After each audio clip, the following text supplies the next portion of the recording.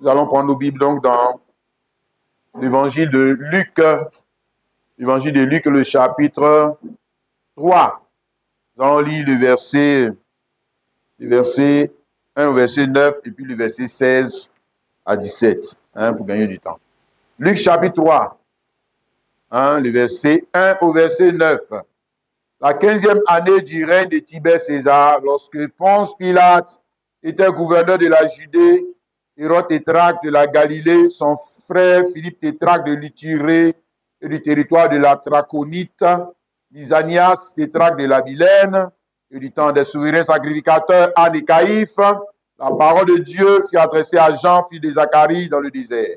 Il alla dans tout le pays des environs du Jourdain, prêchant le baptême de repentance pour la rémission des péchés, selon ce qui est écrit dans le livre des paroles d'Isaïe le prophète. C'est la voix de celui qui crie dans le désert. Préparez le chemin du Seigneur, aplanissez ses sentiers, toute vallée sera comblée, toute montagne et toute colline seront abaissées, ce qui est tortueux sera redressé, et les chemins raboteux seront aplanis, et toute chair verra le salut de Dieu.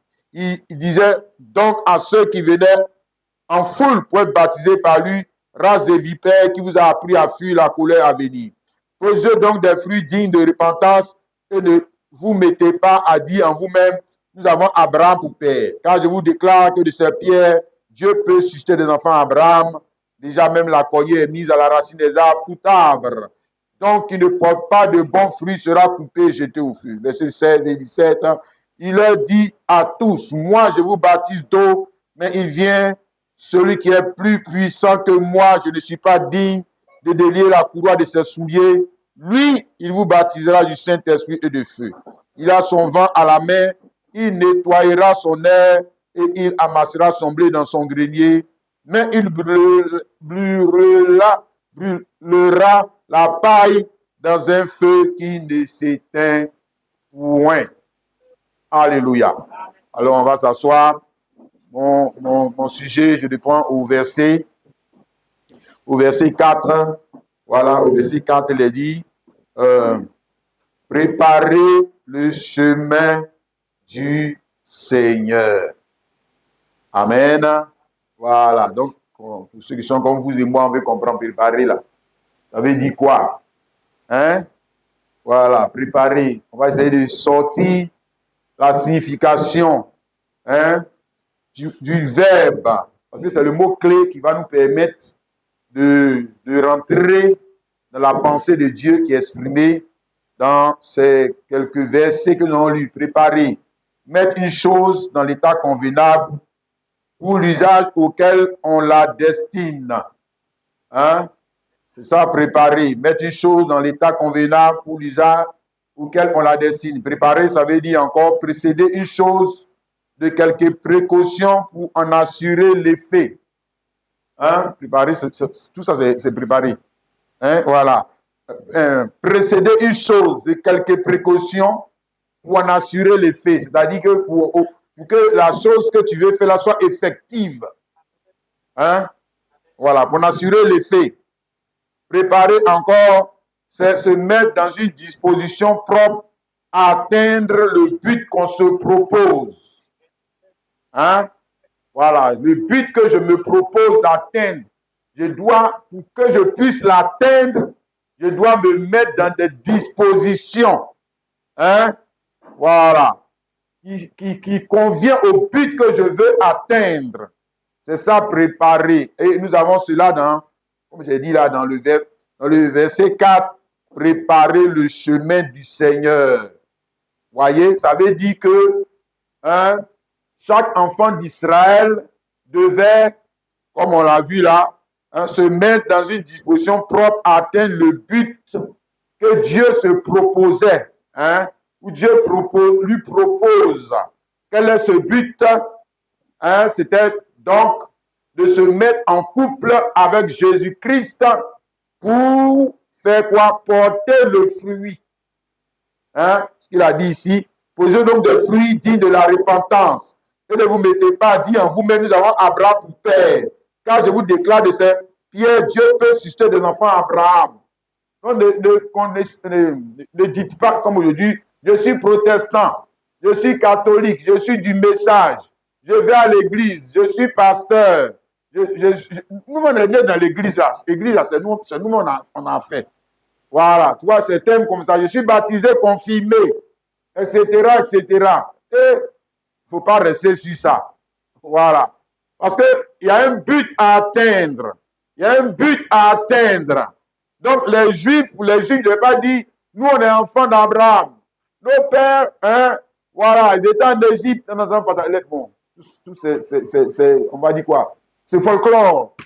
C'est folklore. Hein, qui n'a rien à voir avec le but. Donc, ils devaient se mettre dans des dispositions favorables à atteindre le but. Le but, c'était quoi?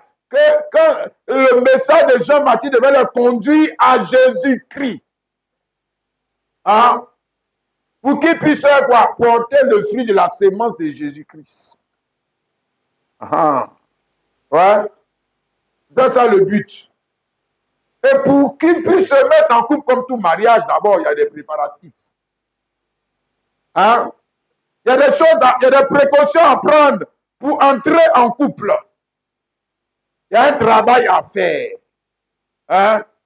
Il y a des dispositions qui s'imposent à l'homme. C'est ça qu'on dit, préparer le chemin du Seigneur. Parce que si tu n'as pas préparé le chemin du Seigneur, il y a quelque chose qui ne va pas arriver à toi. Hein? Quelque chose ne va pas arriver à toi. La chose est là, c'est bien là, mais ça ne va pas arriver à toi. Malheureusement. Alléluia. D'abord, remarquez ici que Dieu lui-même avait un but à atteindre pour lequel Dieu lui-même avait pris le temps de se préparer. Le but à atteindre de Dieu, c'était quoi? Que l'on puisse porter son fruit. Que l'on puisse porter. Ça, c'est le but. C'est-à-dire que quand Dieu a créé le ciel et la terre, là, et puis tous les autres choses là, il y avait un but que Dieu voulait atteindre.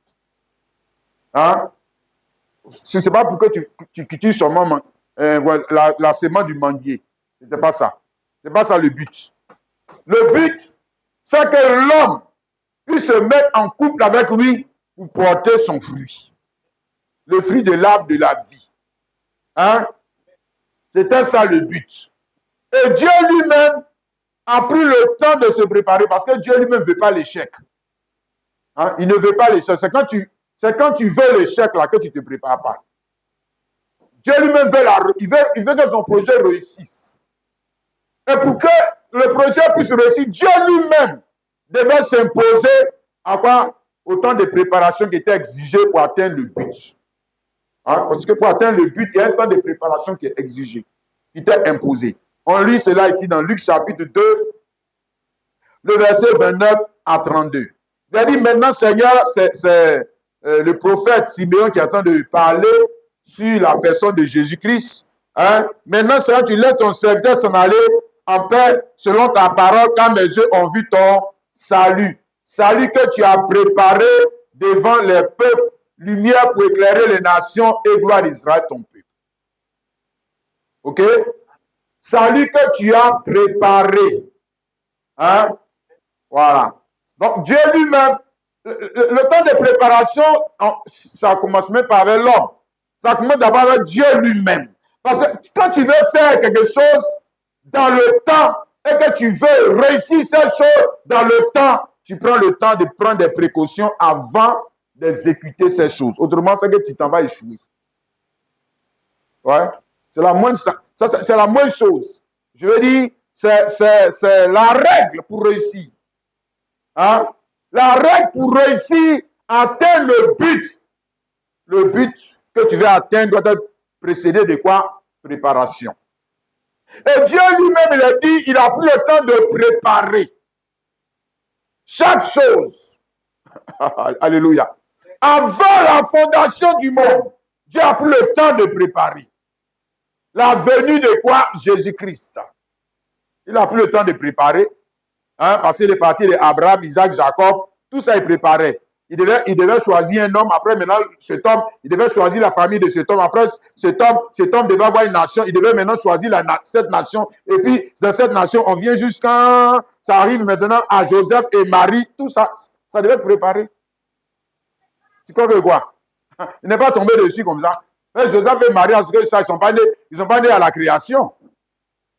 Ils ne sont pas nés à la création, à ce que je sache. Hein?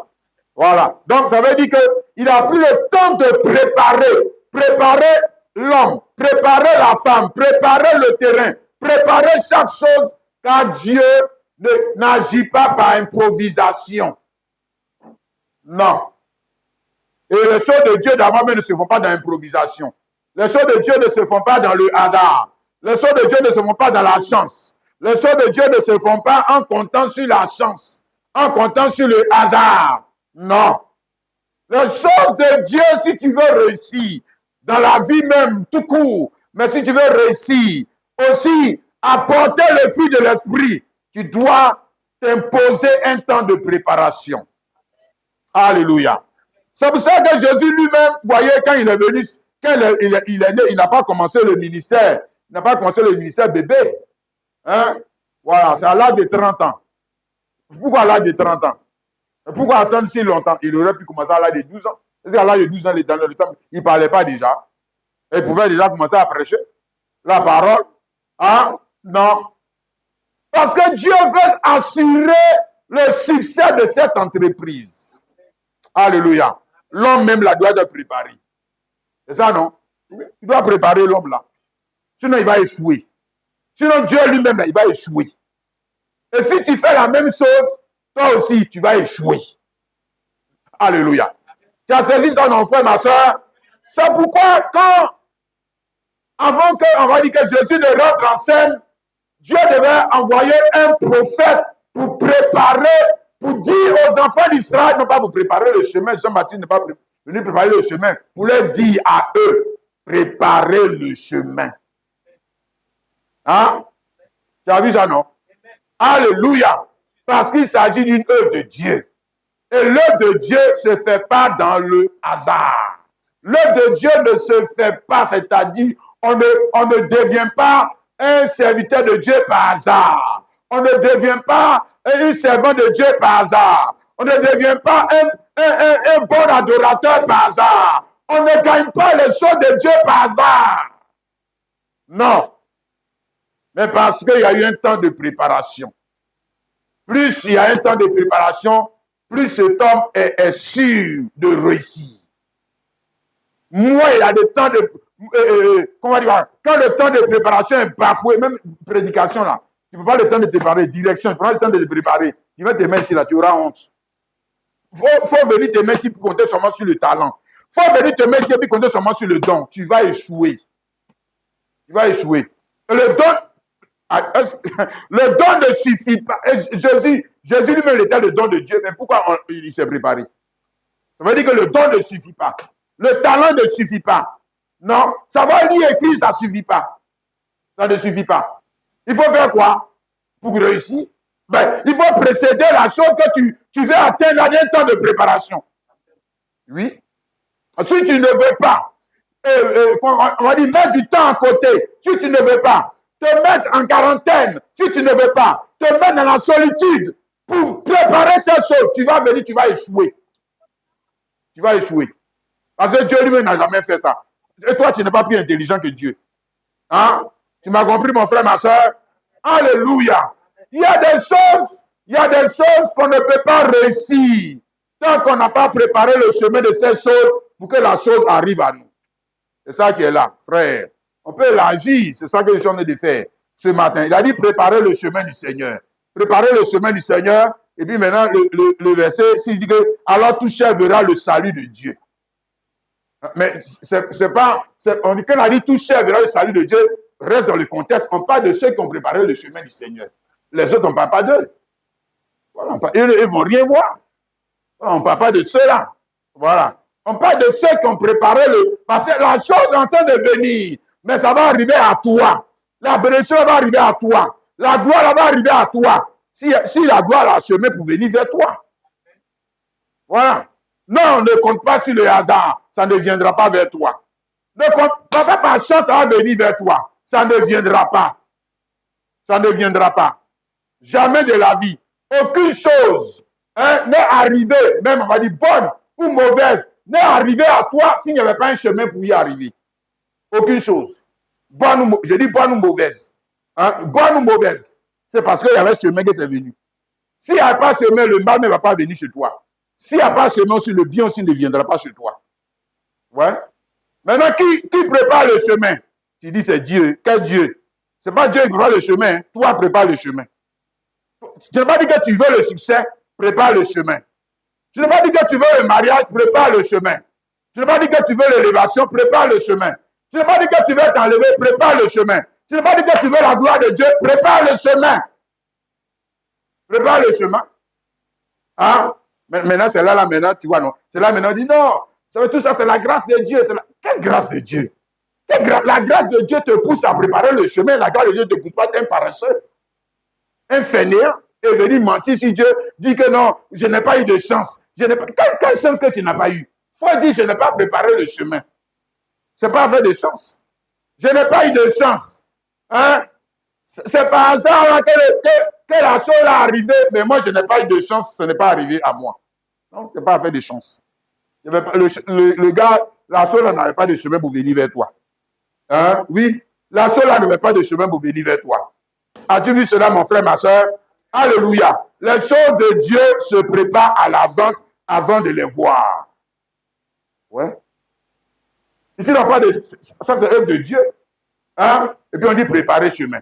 Maintenant, mais préparer chemin de qui? Mais l'œuvre de Dieu va venir. Le salut va venir. La gloire de Dieu va venir. La puissance de Dieu va venir. L'onction, le royaume de Dieu va venir. Et puis on dit préparer chemin. C'est ça? Est-ce qu'il est en train de te montrer? Amen. Donc, tu dois faire précéder la chose d'un temps de préparation. Tu dois précéder la chose d'un temps de consécration. Tu dois précéder la chose d'un temps de repentance, d'un temps de jeûne. Tu dois faire précéder la chose de quelque chose. De quelque chose. Ouais, tu ne vas pas te balader comme ça, puis vous allez vous croiser. Non, non, non, non. Jamais de la vie. Regarde maintenant, quand on parle d'Israël, ici dans Romains chapitre 3, regarde ce qu'ils ont fait. Et puis, ils n'ont pas vu, eux, on dit que tout le monde va voir la gloire de Dieu. Non, eux, ils n'ont pas vu la gloire de Dieu. Eux, ils n'ont pas vu. Hein? Bon, d'abord, Romains chapitre 3, le verset 1 à 3. Quel est donc l'avantage des Juifs? Ou quelle est l'utilité de la circoncision? Il est vrai de toute manière. D'abord, ce que les oracles de Dieu leur ont été confiés. Et quoi? Si quelques-uns n'ont pas cru, leur incrédulité annulera-t-elle la fidélité de Dieu? Et encore, Romains 9, le verset 2 à 5. Il dit, j'éprouve une grande tristesse, c'est tout point qui parle, et une grande tristesse, et j'ai dans le cœur un chagrin continu. Quand je voudrais moi-même être séparé, anathème et séparé du Christ, pour mes frères, mes parents selon la chair, qui sont les Israélites, à qui appartient l'adoption. Regardez, à qui appartient l'adoption, et la gloire, et les alliances, et la loi, et le culte, et les promesses, et les patriarches, et de qui est issu selon la chair le Christ, qui est au-dessus de toutes choses, Dieu béni éternellement. Hein? Donc, il est en train de parler de l'avantage des Israélites, ou l'avantage des Juifs sur qui? Sur nous les nations. Quel est l'avantage pour atteindre le but? Eux avaient un avantage. Eux avaient un avantage sur nous. Nous, les petits baoulés, les petits gros, les petits ivoiriens, eux avaient un avantage. Mais pourquoi? Mais c'est ce qu'il a dit là. C'est à eux qu'appartenait l'adoption. Est-ce que toi, tu avais Bible? Est-ce que c'est écrit dans ta langue?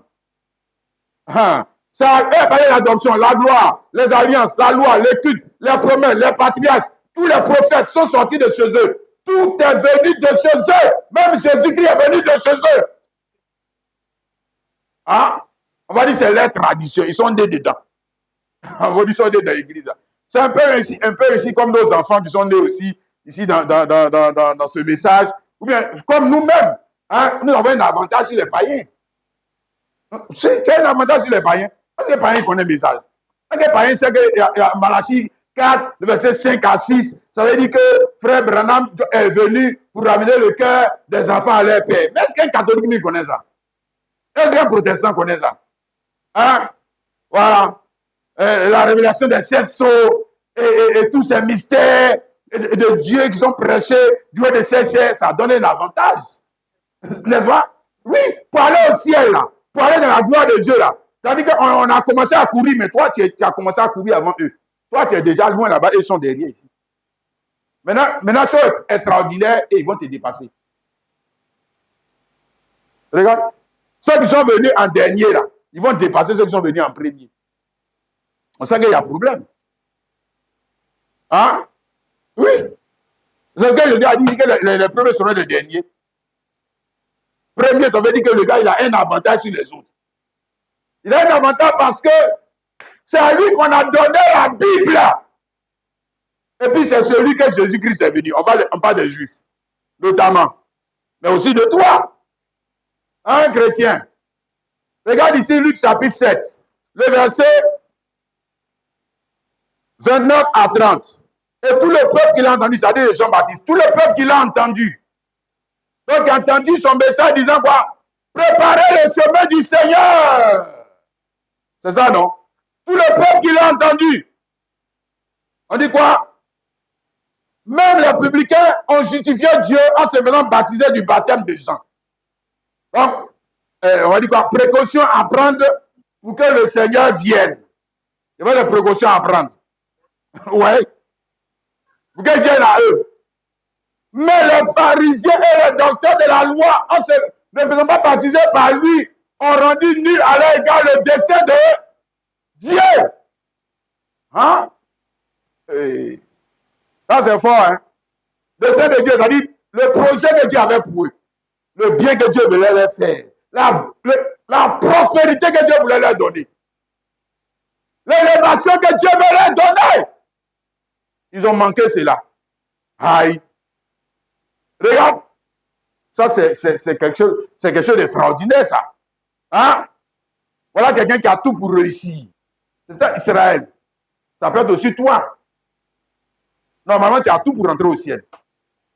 Je te dis, aïe, c'est sûr que les gens connaissent pas, toi tu connais. Et puis tu rates le ciel. C'est qu'on va dire, mais c'est que toi, c'est pas la peine. Aïe. Oh. Regarde. Tu as tout pour réussir, toutes les opportunités. D'abord Israël. Et puis, quand il parle d'Israël, il faut te regarder toi-même. Est-ce que ce n'est pas de toi qu'on parle? Ce matin, est-ce que ce n'est pas de toi? Ah! Ah! On dit ça, à eux qu'appartiennent les alliances, à eux qu'appartiennent les promesses, à eux qu'appartiennent tout ça. Et même le Christ a sorti de chez eux. Mais, le dessein de Dieu à leur égard a été quoi? Nul. Nul. Nul. Dessein de Dieu, dessein ses plans. Ce n'est pas projet de malheur. Dieu avait des projets de bonheur. Pour eux. Hein? Et puis ça ne s'est pas réalisé. Ça ne s'est pas réalisé.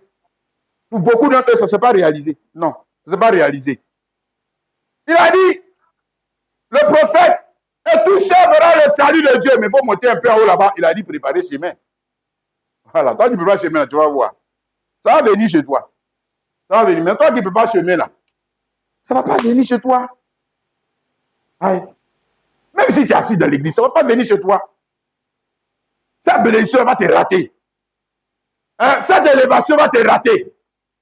Regarde, frère. La bénédiction dont Dieu avait parlé est venue. C'est que Dieu lui a pris le temps de préparer depuis avant la création du monde. C'est là, maintenant, c'est venu. Hein? Et ils ont manqué l'opportunité. Aïe. Oh. Ça, c'est fort. Hein, le frère? La chose que Abraham, Isaac, Jacob, tous les prophètes, Jésus a dit, les prophètes ont désiré voir et entendre ce que vous voyez. Et ils ont vu.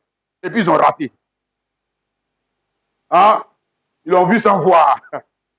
Ils ont vu comme ils me voient ce matin. Ils entendent quelqu'un parler, mais ils ne comprennent pas. Ils ne comprennent pas. Que Dieu lui vienne en aide. Il a des oreilles, il n'entend pas. Il a des yeux, il ne voit pas. Si. Hein? Sinon, est-ce que Jésus était caché? Jésus n'est pas caché pour prêcher. Jean-Matthieu, lui, au moins, il était dans le désert. Il va dire que non, il faut aller dans le désert pour le voir. Jésus, lui, il était en ville, il prêchait. Et puis, ils n'ont pas vu. Hein? L'opportunité qu'il représentait, c'était quoi? Une opportunité de bénédiction. Si on a vu, on a dit, alors, toute chair verra la gloire de Dieu. Et le prophète Siméon, il a bien dit, ici, il dit quoi? Salut que tu as préparé devant tous les peuples, lumière pour éclairer les nations et gloire d'Israël, ton peuple. Hein? La gloire est venue, ils n'ont pas vu. Ils n'ont pas eu ça. Ils n'ont pas eu. Hein? T'as vu? Ils ont manqué l'opportunité que Dieu avait pour eux. Opportunité de bénédiction, de mariage, hein, de richesse éternelle, vie éternelle, baptême du Saint-Esprit, fruit de l'Esprit, être des prophètes de Dieu, être des messagers de Dieu, être des serviteurs et des servantes de Dieu, être des vrais sacrificateurs. Toutes les opportunités qu'il y avait en Christ, ils les ont manquées. Ils les ont manquées. Hein? C'est quand même extraordinaire. Parce que pourtant, on vous a prévenu. On vous a dit que le gars va venir. Mais pour voir ça là, préparez le chemin. Préparez le chemin. Préparez le chemin. Oh, préparez le chemin. Venir à l'église ne suffit pas. Oh, préparez le chemin. Être catholique ne suffit pas. Oh, être branami ne suffit pas. Oh, être venir s'asseoir de l'église de Kwakou ne suffit pas. Oh. Préparez le chemin. Sinon, ça va te louper aussi. Ça va te rater. Il faut dire que nous avons Abraham pour père. Nous, on connaît le message. On connaît les sauts, même le septième saut, les 7 tonnerres, on connaît. Tu n'as pas préparé ce chemin, ça va te rater. Ça va te rater. Aïe. Lui, il n'a pas de chemin pour venir vers toi. Tu veux qu'il fasse comment? Ça va te rater. Oh, en lui était une opportunité. Hein, donc, ce matin de parler, et le prophète a parlé ici, porter fruit. Il a dit, Dieu donne des fruits de la repentance. Ces fruits à partir de quelle sémence? Ces fruits à partir de quelle sémence? Est-ce que les enfants d'Israël n'étaient pas des agriculteurs? Est-ce qu'ils n'étaient pas déjà des éleveurs? Et puis il a dit porter des fruits de la repentance. Le fruit là, c'est le fruit de quelle sémence? Maintenant, quand tu lis le texte, tu vois qu'il s'agit du fruit de la sémence de celui qui vient. Celui qui vient là, lui, il a une sémence. C'est de ça qu'il parle. Il n'a pas dit porter, ça n'a pas dit Jean, ça n'a pas dit porter le fruit de la repentance. Porter le fruit de la repentance sans Jésus. Quel fruit peut porter sans Jésus? Sans Jésus, quel fruit toi tu peux porter? Bon, que tu vas porter le fruit, comme je te l'ai toujours dit, le fruit qui fait quoi? Qui produit des escrocs. Le fruit qui produit des prostituées. Ça, tu vas porter le même fruit que les païens. Mais c'est ça le but de Dieu. Ah, toi aussi, réfléchis. C'est ça le vrai culte? Non. Le vrai culte, c'est service. Le vrai service qui glorifie Dieu est l'adorateur. C'est que l'adorateur porte le fruit de quoi? L'esprit. C'est le fruit de l'esprit. À partir de quelle sémence? Mais à partir de la sémence de l'esprit, Jésus-Christ. Bon, maintenant Jésus-Christ là, comment tu vas, Jean, tu vas voir ma femme qui est là, comment elle va porter mon fruit si elle n'est pas en couple avec moi? Comment? Ah, comment tu vas faire? Prière, tu n'as qu'à prier. Ça c'est les pentecôtistes, ça les autres là, égarés là. Hein, on l'a dit préparer ce médicament. Non, nous on entend de prier, nous on entend de gêner. C'est comme ça que tu fais des enfants. Toi-même là dans le naturel, c'est comme ça que tu fais des enfants. Ah, toi aussi, pourquoi tu es en train de te mentir? C'est comme ça on gagne des enfants. Même fruit des entrailles, c'est comme ça on gagne. Hein? Fruit de manguier, c'est comme ça on gagne. On gêne, on prie, et puis on assoit des manguiers. Non, on prépare terrain. Donc tu vas prendre un terrain qu'on appelle champ, puis tu vas préparer. Tu vas préparer, frère, sinon tu n'auras pas champ de manguier. Jamais. Jamais. Champ de papayer, jamais. Tu dois prendre des précautions, tu vas veiller sur la chose. Il y a des choses et des dispositions à prendre avant. Ce n'est pas affaire de prière seulement, non. Ce n'est pas affaire de que Dieu est bon. Je dis, Dieu est bon, mais toi, tu vas rater la bonté de Dieu. Oui, si tu ne prépares pas le chemin, tu vas la rater. Oui. Mais Dieu est toujours bon. Dieu est amour. Mais toi, tu vas rater l'amour de Dieu. Pourquoi? Mais parce que le chemin qu'il faut préparer pour que l'amour de Dieu arrive à toi, là, toi, tu ne le veux pas. Tu fais ça en bizarre. Hein? Tu fais ça en façon. C'est ça? Mais qu'est-ce que tu crois que ça va venir? Hein? Matthieu 13, le verset 37. Et il dit ici, celui qui sème la bonne sémence, c'est le Fils de l'homme. Aïe, aïe, aïe. Et celui qui, ça veut dire quoi? Celui qui met l'homme en travail pour produire le fruit de la bonne sémence, c'est le Fils de l'homme. Voilà ce qu'il vient de te dire. Oui. Sémence sémée, et puis produire le fruit, il y a travail dedans. Hein? Donc, si ils n'ont pas préparé le chemin pour que Jésus vienne à eux, là, il manque quoi? Il manque l'opportunité de travailler pour porter le fruit. Ils vont manquer cette opportunité. Ça, c'est fini. Maintenant, ils vont porter, regardez, ça, c'est les païens là, qui sont dans l'église là. Ils vont porter quel fruit maintenant? Ils peuvent porter le fruit de la semence de bœuf, ils peuvent porter le fruit des entrailles, ils peuvent porter le fruit de l'argent, ils peuvent porter tout, et puis ils vont en enfer. Je te dis, ça va t'étonner. Ça veut dire que tu n'aimes pas Dieu. Ça veut dire que tu aimes la semence de l'argent plus que Dieu. C'est ce que ça veut dire. Et pourquoi tu ne portes pas son fruit? Ça veut dire que tu n'aimes pas Dieu. Aïe. Démontre encore le passage. Jésus-Christ. C'est lui qui est venu mettre l'homme en travail pour faire quoi? Porter le fruit de la sémence originelle. Avant d'être en travail, porter quel fruit? Mais le fruit des autres sémences, elles étaient déjà sur la terre. La seule chose qui nous manquait, c'est la sémence de Dieu. Tu ne sais pas ça. C'est la seule chose qui nous manquait, nous les hommes. Voilà. Maintenant, pour que la sémence de Dieu vienne là, Dieu lui-même a pris le temps de préparer ça pour ne pas échouer.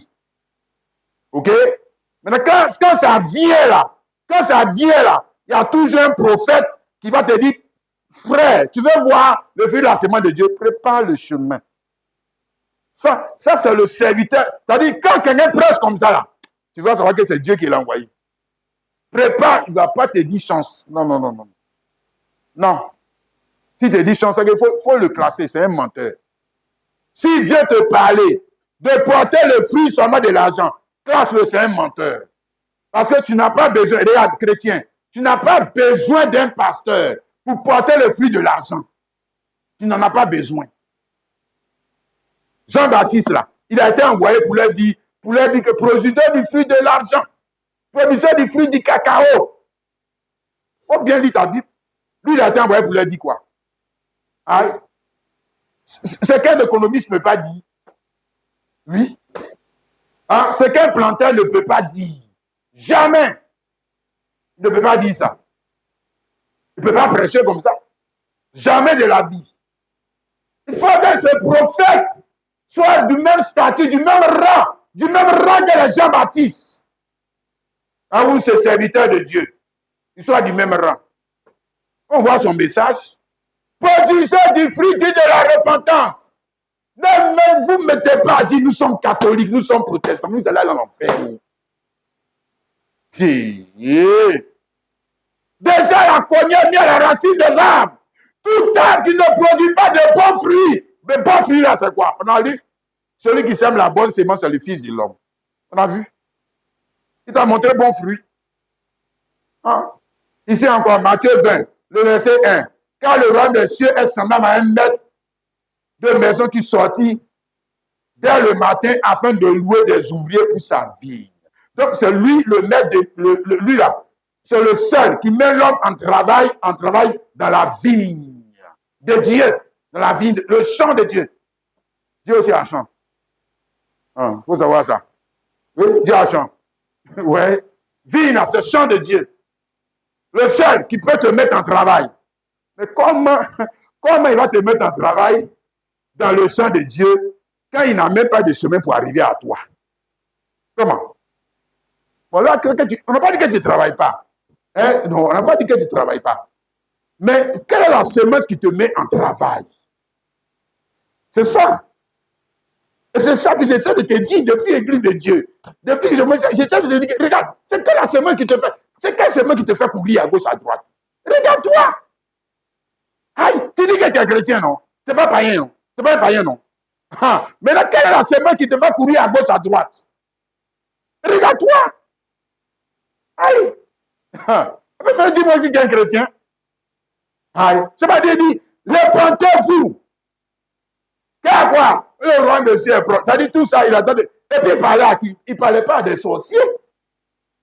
Il parlait des gens qui payaient dîmes, qui priaient, qui allaient à l'église. Hein, si on veut dire ça comme ça. Hein, mon frère. Oh. Ne passons pas à côté de la vérité. Hein? On va dire qu'on a perdu notre temps sur la terre. On n'a rien fait de bon de notre vie. Matthieu 21, le verset 43. Il parle aux enfants d'Israël. C'est pourquoi je vous le dis. Le royaume de Dieu vous sera enlevé et sera donné à une nation qui en rendra les fruits. Opportunité perdue. Hein? Pour qui? L'Israël. Opportunité perdue.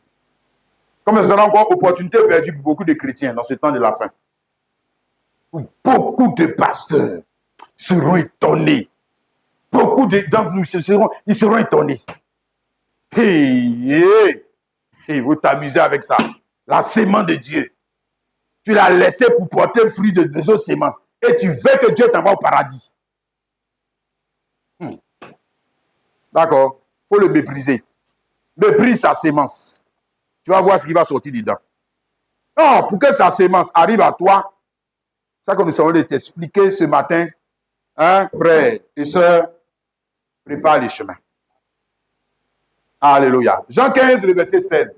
Ce n'est pas vous qui m'avez choisi. Mais moi, je vous ai choisi. Je vous ai établi. Afin que vous alliez et que vous portiez du fruit. Et que votre fruit demeure. Et que ce que vous demanderez au Père en mon nom, il vous le donne. Donc ici, il parle choisir. C'est comme un homme qui choisit sa femme. Hein? Parce que c'est la femme qui porte le fruit des entrailles. Le fruit de la sémence de l'homme. Ici, c'est le type hein, qui est là. Parfait. Choisi. Lui aussi choisi. Il te montre le but pour lequel tu as été choisi. Hein? Pour lequel tu as été appelé. Pour lequel tu as été établi chrétien, pasteur, prophète, peu importe le titre que tu te donnes. Mais on te montre le but. Le but. Pour que vous alliez dans le monde. Et que vous portiez du fruit. Peu importe le lieu. Peu importe le temps. Peu importe les circonstances. Ne venez pas nous dire que non, Jean, le terrain était trop dur. Moi, j'étais dans le désert. Non, toi-même, Jésus, tu ne sais pas que moi, j'étais dans le désert. Non, est-ce qu'on porte du fruit dans le désert? Non. Non.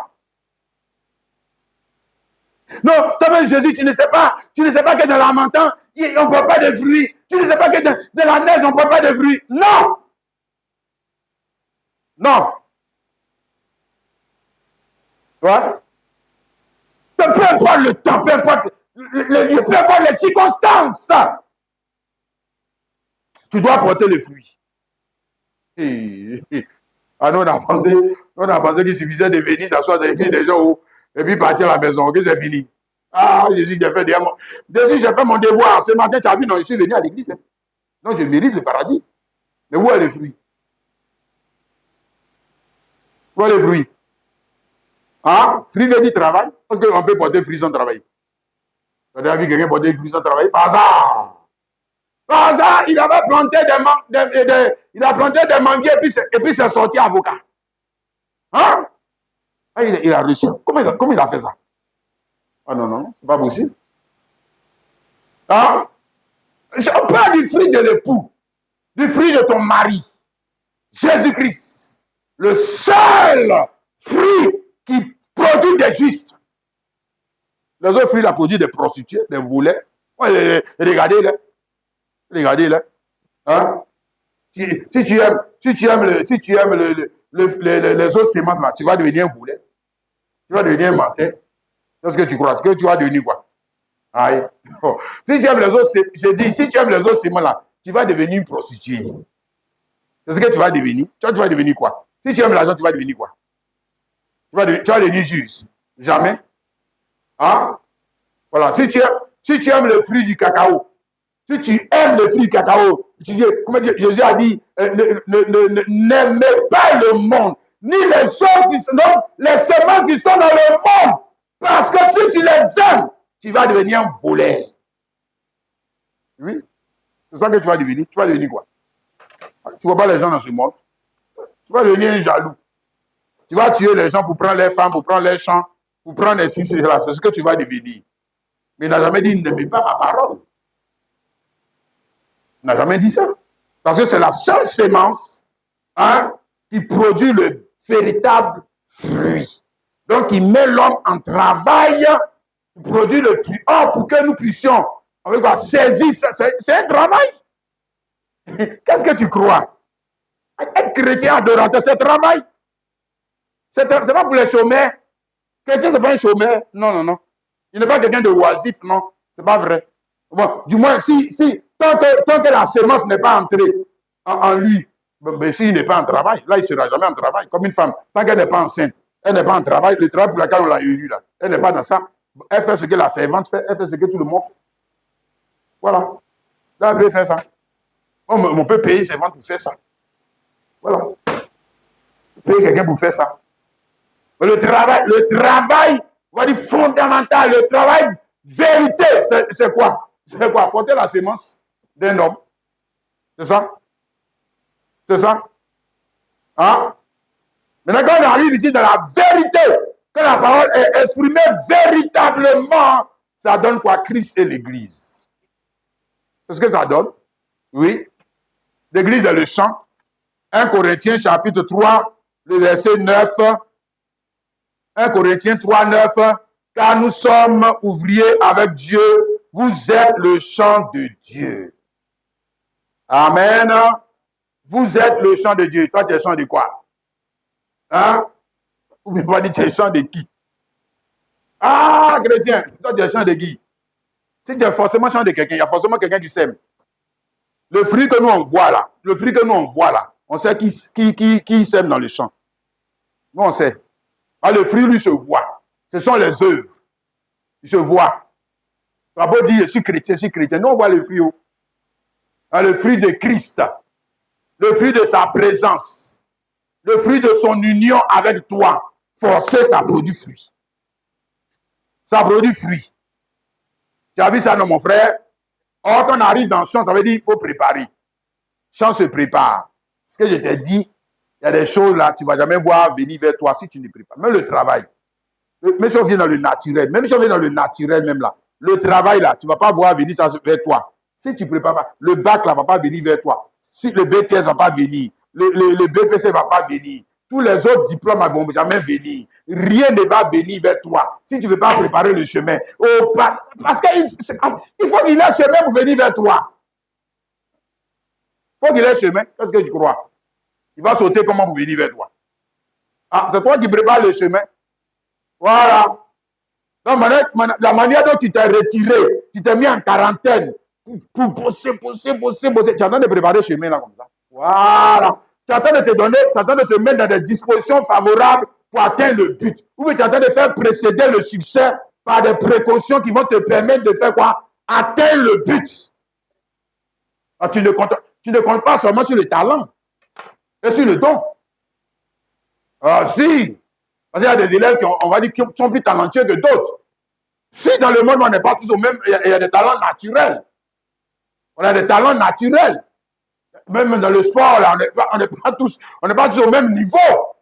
Il y a des talents naturels. Hein? Est-ce que tu as déjà vu même un sportif? Un sportif dit que non, moi j'ai le talent, je ne m'entraîne pas. Bon, c'est que tu vas échouer avec ton talent. Tu vas échouer avec ton don. Oui. Fais ça 1000 fois, tu vas échouer. Oui. Qu'est-ce que tu crois? Tu vas échouer. Hein? Parce que, en plus du don, en plus du talent, là, il faut ajouter quoi? Préparation. Ajoute ça. Tu ne veux pas ajouter ça, c'est que c'est échec. Hein? Aussi? Là, tu n'es pas prêt. Tu n'es pas prêt à affronter l'épreuve. C'est là maintenant que tu cherches à tricher. Le jour maintenant de l'examen, là, l'épreuve, là, c'est là que tu veux tricher. Pourquoi tu veux tricher? Pourquoi tu veux tricher? Parce que tu n'es pas prêt à affronter l'épreuve. C'est ça. Pourquoi tu veux corrompre? Parce que tu n'es pas prêt à affronter l'épreuve. C'est ça. Maintenant, tu veux prendre un autre chemin pour arriver. Sinon, en temps normal, si tu as préparé le chemin là, la chose là va venir. La chose va venir. Parce que pour qu'elle vienne, il faut qu'elle ait un espace que toi-même tu as préparé dans ta chair. Souvent même dans ton sang. Dans les larmes. Mais tu es en train de préparer le chemin. Elle va venir. Hein? Crois-tu en ça, mon frère chrétien? Amen. Alors tu as pris. Alors maintenant, c'est que tu as un avantage. Tu as un avantage sur l'adversité. C'est ça, quand tu prépares le chemin. Quand tu es prêt là, hein, ça veut dire que tu as foi. Foi, ça veut dire que tu as l'assurance. Là, tu te donnes toi-même de l'assurance. Mais quand tu n'es pas prêt, tu n'es pas sûr. Tu n'as pas l'assurance. Tu parles en hésitant.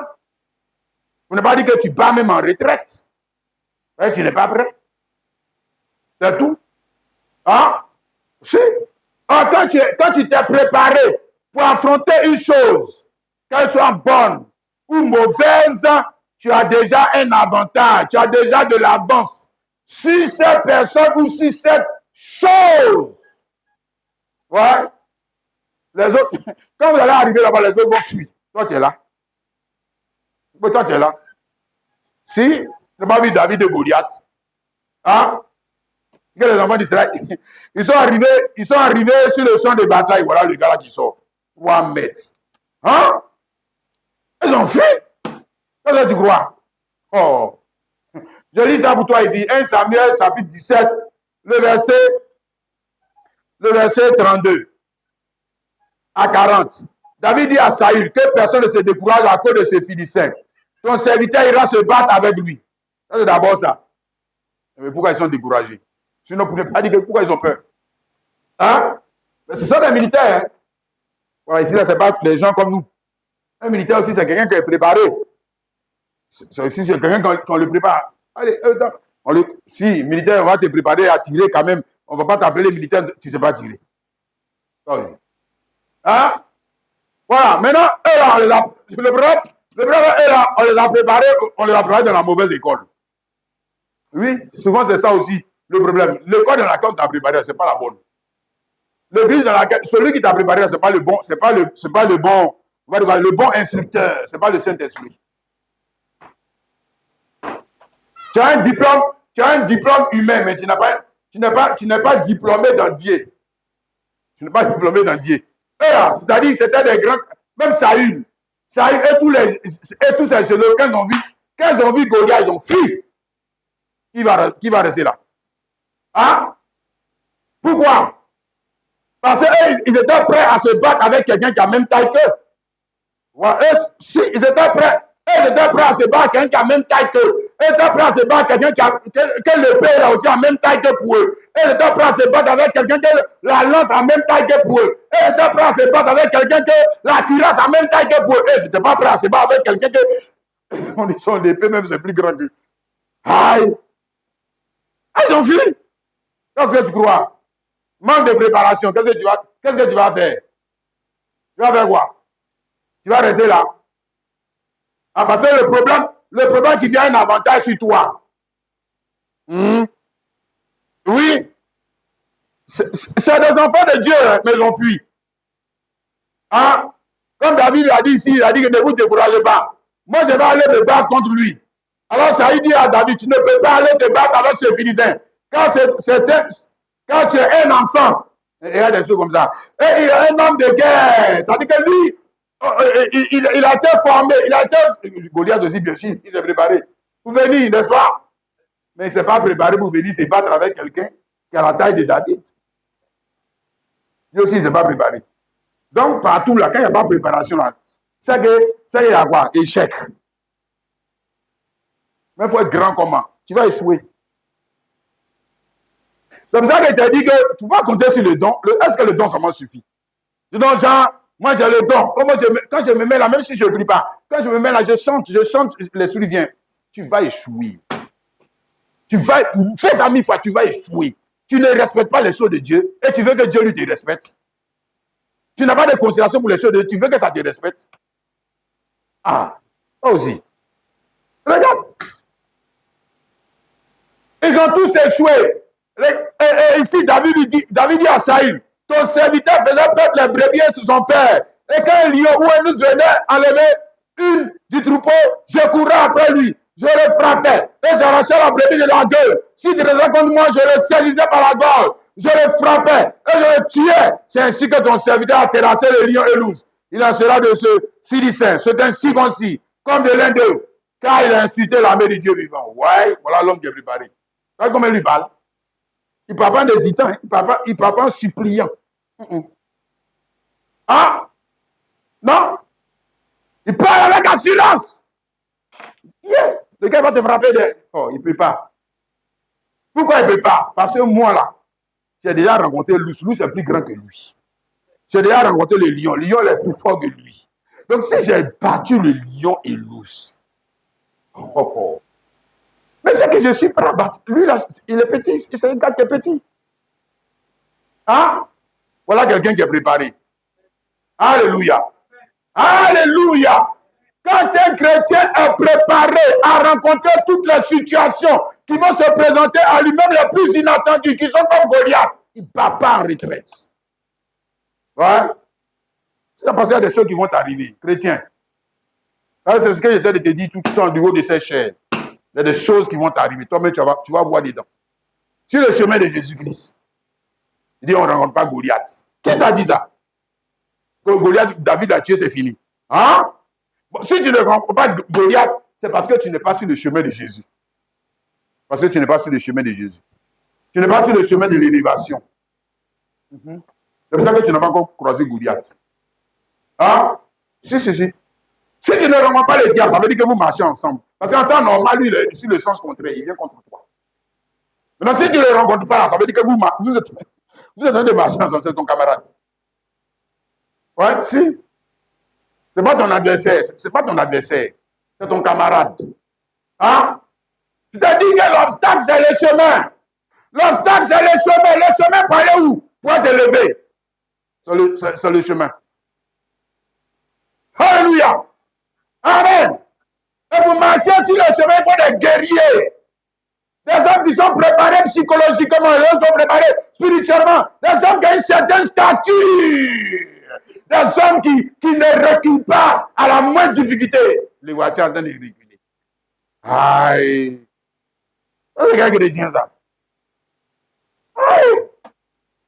Là, quelqu'un, voici quelqu'un qui va être roi. Là, David a dit, ça va sur le trône. Hein. Ah, il se va être roi, non?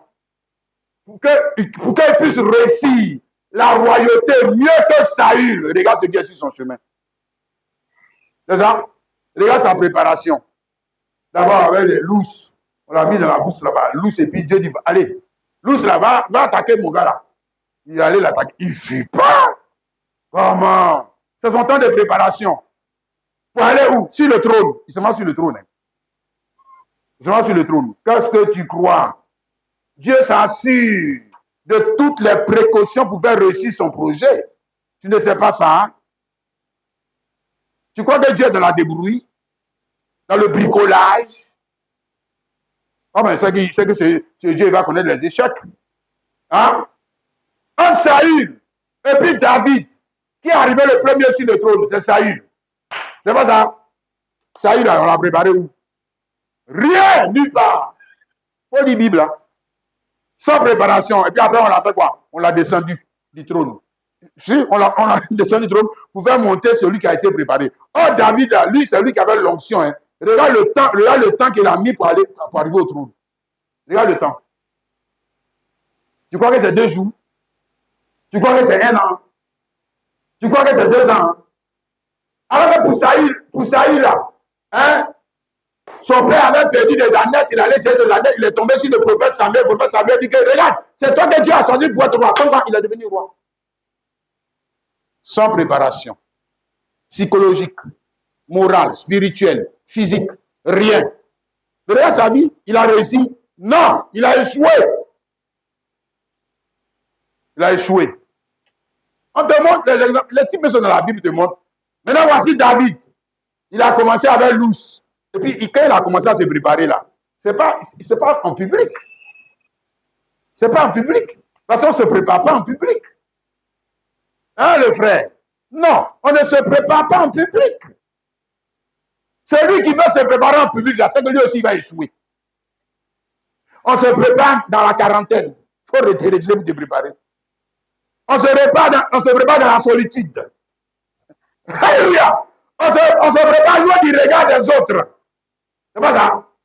Oui, tu es en train de te préparer. Aïe, aïe, aïe. Dieu est en train de te préparer pour atteindre le haut sommet. Pour que quand tu vas arriver là-bas, toi, tu ne vas pas descendre. Ah, sinon les autres, là, ils vont descendre. Ils sont pas préparés. Les autres, quand ils vont arriver là-bas, là, les autres qui vont les arriver là, vont les faire descendre. On va les faire descendre. Comprends ça? Mon frère chrétien. Alléluia. Ça, c'est quand le mal est sur le chemin. Maintenant, comme je te montre, un homme qui n'est pas préparé, hein, même si tu veux lui faire du bien, là on revient sur Israël. Dieu ne voulait pas faire du mal à Israël. Jésus-Christ, ce n'est pas Goliath. Voilà, Jésus-Christ, ce n'est pas Goliath qui vient pour les tuer. Voilà, il vient pour les bénir. Hein? Voilà, il vient pour les élever. Il vient pour les glorifier. Amen. Donc, Dieu se propose de leur faire du bien. Mais comme il n'était pas préparé à recevoir ce bien, ça n'a pas tourné à leur avantage. Même le bien. C'est ce que je veux te dire. Même le bien. Ce n'est pas seulement le mal, même le bien. Qu'on se propose de te faire, là, si tu n'es pas préparé à recevoir ce bien-là, même si on te fait ce bien, même si on te fait ce bien, tu vas descendre. Tu vas descendre. Tu vas échouer. Oui. Si tu n'es même pas prêt à recevoir la bénédiction. Hein? Tu n'es pas prêt à recevoir le mariage. Tu n'es pas prêt à recevoir cette gloire. Tu n'es pas prêt à recevoir cette onction. Tu n'es pas prêt à recevoir cette position. Tu vas échouer. Tu vas échouer. Hein? Israël a échoué. Ici, dans Luc chapitre 19, le verset 44, 41 à 44. Comme ils apprenaient la vie, ça y est, Jésus en la voyant pleura sur elle et dit, si toi aussi, au moins ces jours qui t'est donné, tu connaissais les choses qui appartiennent à ta paix, mais maintenant ils sont cachés à tes yeux. Il viendra sur toi des jours où des ennemis t'environneront de tranchées, t'enfermeront et te seront de toutes parts. Ils te détruiront, toi et tes enfants au milieu de toi. Ils ne te laisseront pas en toi pierre sur pierre parce que tu n'as pas connu le temps où tu as été visité. Hein? Tu n'as pas connu le temps où le bien t'a visité. Hein? Tu n'as pas reconnu la parole de Dieu. Ça, il parlait à Israël. Hein? C'est comme ça qu'Israël a perdu quoi? Le droit d'aînesse. Tu ne sais pas ça? Oui. Voilà comment ils ont perdu le droit d'aînesse. Sinon, on a dit là-bas le droit d'aînesse, l'adoption. Tout ça était qui? Appartenait à qui? À Israël. Hein? Mais tout ce qui leur appartenait, ils ont perdu. Ils ont perdu pourquoi? Manque de quoi? Préparation. Manque de préparation. Maintenant, nous parlons de l'Église des nations, de toi et de moi. Ici, Matthieu 25. Le verset 1 à 5, à 6.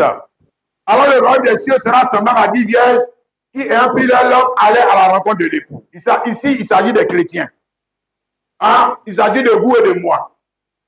Et les chrétiens sont représentés comme étant des vierges. Hein, des vierges. C'est ce que Paul a dit dans 2 Corinthiens, le verset 11, chapitre 11, le verset 2. Je vous ai versé à Christ comme une vierge pure. Mais on dit que parmi ces vierges, les 5 d'entre elles étaient folles, les 5 étaient sages. Les folles prenaient leur lampe, pris de l'huile avec elles. Mais les sages pris avec leur lampe de l'huile dans des vases. Comme l'époux tardait, tous s'assoupirent et s'endormirent. Au milieu de la nuit, on cria, voici l'époux, allez à sa rencontre. Voilà. Donc, la même voix que Jean-Baptiste avait fait entendre là, hein, cette même voix doit retentir aussi, hein, en direction de l'Église des nations. Alléluia. Amen. Alléluia. Et nous, on a identifié cette voix, n'est-ce pas? La foi de William Branham. Malachie 4, verset 5 à 6, qui doit ramener le cœur des enfants à leur père. ou la voix du 7e ange. Amen.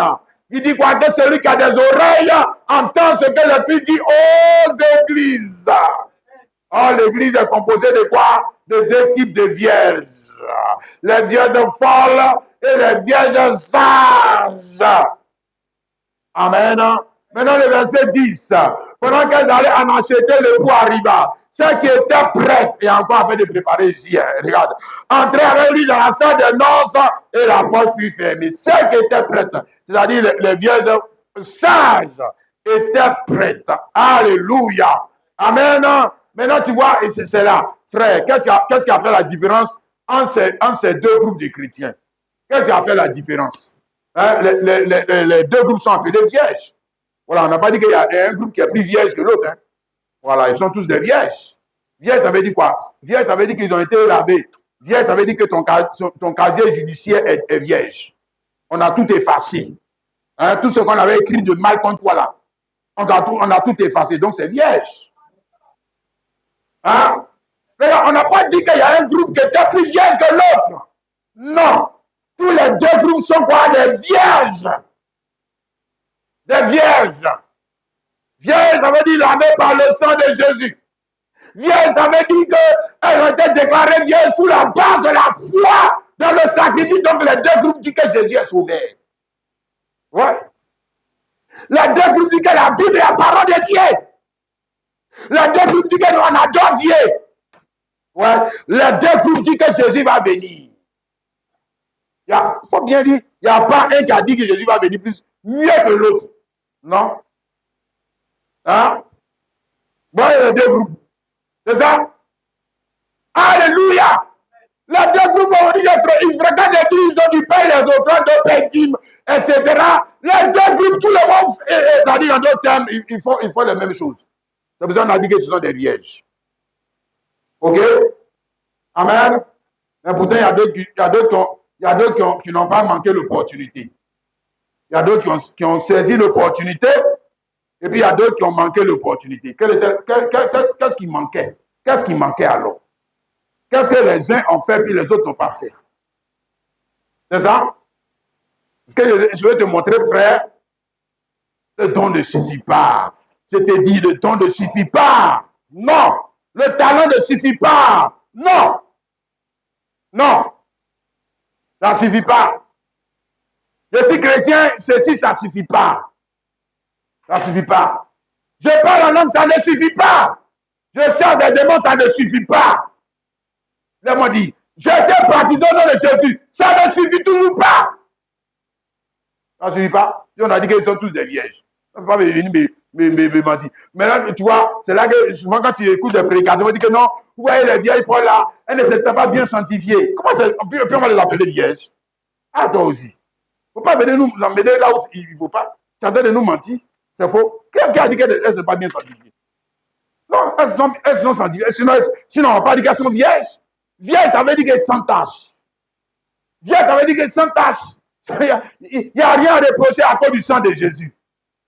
Hein? Comme toi aussi et moi, il n'y a rien à reprocher à cause du sang de Jésus. C'est à cause du sang de Jésus, il n'y a rien à reprocher. Hein? Mais pourtant, il y a quelque chose qui a fait une différence. Ils ont dit que celle qui était prête entraient dans la salle des noces. C'est pas ça? Celles qui étaient prêtes n'ont pas manqué l'opportunité de faire quoi? De devenir l'épouse de Jésus-Christ et de rentrer dans la salle des noces. C'est-à-dire qu'elles rentrent dans la salle des noces en tant que qui? Hein? C'est-à-dire qu'elles ont atteint une position. C'est pour ça qu'elles rentrent dans la salle des noces. Les autres ont manqué d'atteindre cette position. Et pourquoi ont-elles manqué d'atteindre cette position? Parce qu'elles n'ont pas pris le temps de se préparer pour atteindre cette position. C'est tout. Hein, les frères? Tu as vu ça, non? Non, elles ne se sont pas préparées. Hein? Elles ont continué de dire, on croit en Jésus. On croit en Jésus. On croit en Jésus. Dis, prépare-toi. Prépare-toi. Ah, la vierge, prépare-toi. Parce que le prophète de venir, prépare-toi. Elle dit, oh, on fait quoi avec ça? On sait que Jésus va venir. Quand il va venir, il va nous prendre. Ça, c'est nous, à nos discours. On dit, oui, on en sait ça. Mais prépare-toi. Parce que c'est un événement. Qui va à un événement sans se préparer? Qui va? Hein, le frère? Oh, c'est bien.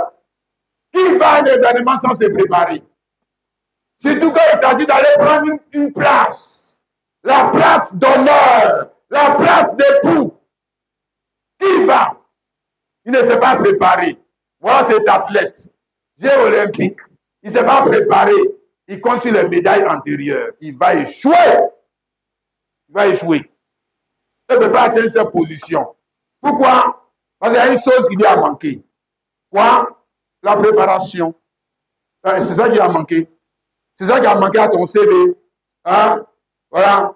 Hébreux chapitre 2, le verset 3. Comment échapperons-nous en négligeant un si grand salut? Comment échapperons-nous si nous négligeons un si grand salut? On va dire aussi. Comment allons-nous atteindre la position de l'épouse si on néglige une si grande opportunité? Comment? Hein, les frères? Comment tu vas atteindre cette position? Hein? Si tu négliges ce qu'il faut faire pour atteindre cette position, dis que je veux être docteur. Bon, on dit quoi? Il n'y a pas de souci.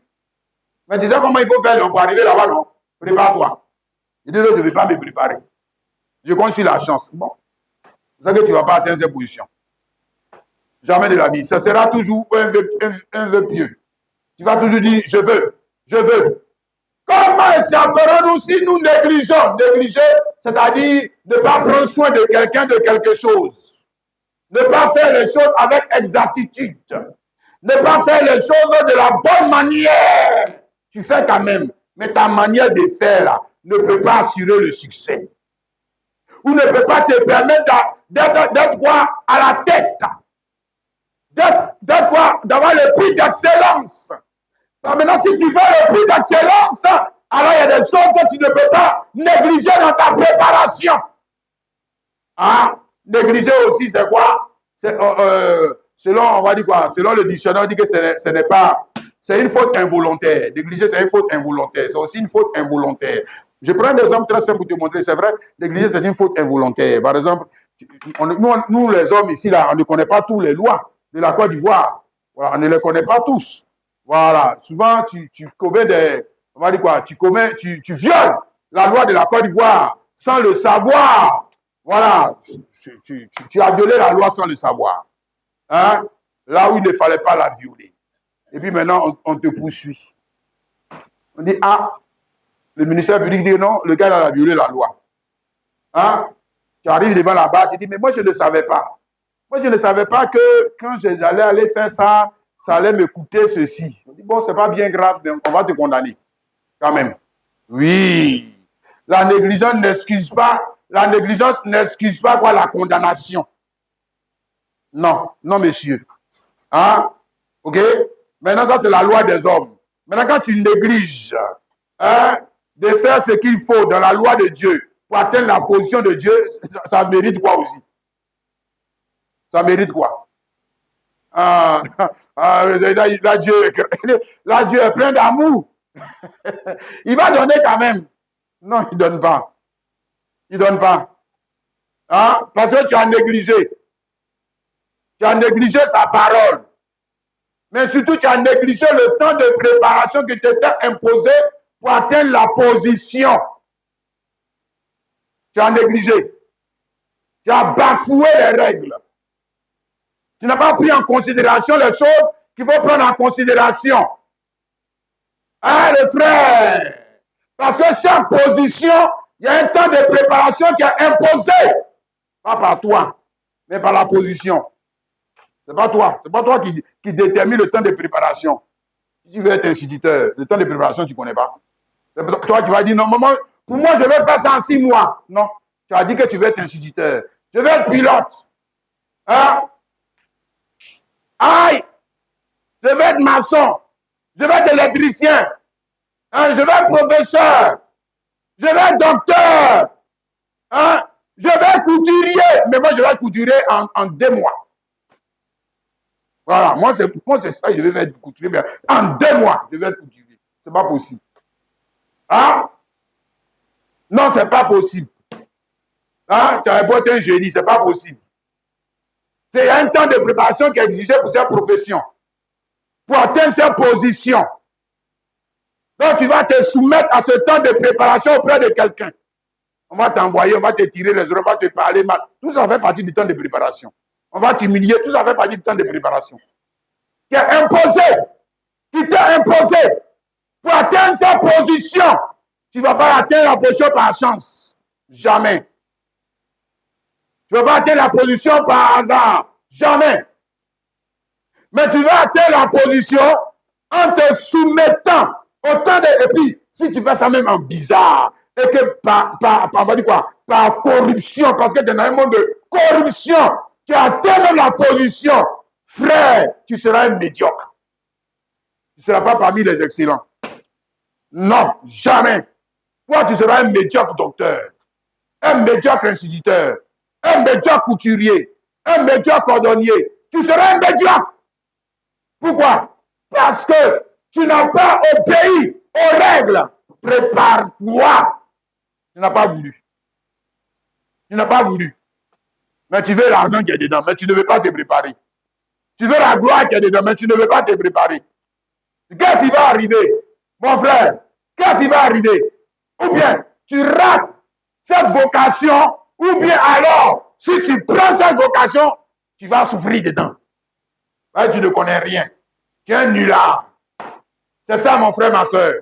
Dans toutes choses, dans ce monde, tu ne vas pas arriver seulement avec le talent. Non. Non. Seulement avec le don. Non. Non, monsieur. Mais maintenant, tu vas obéir comme l'épouse dans ce temps de la fin. Apocalypse chapitre 19, le verset 7 à 8. Il est dit, réjouissons-nous et soyons dans l'allégresse. Et donnons-lui gloire, car les noces de l'agneau sont venues et son épouse s'est préparée. Et il lui a été donné de se revêtir d'un fer éclatant et puis, car les fers ce sont les seuls juges des saints. Donc son épouse s'est préparée. Cette épouse, elle était d'abord fiancée. C'est ce qu'on a vu dans 2 Corinthiens chapitre 11, verset 2. Amen. Maintenant, fiancée, elle doit atteindre la position d'épouse.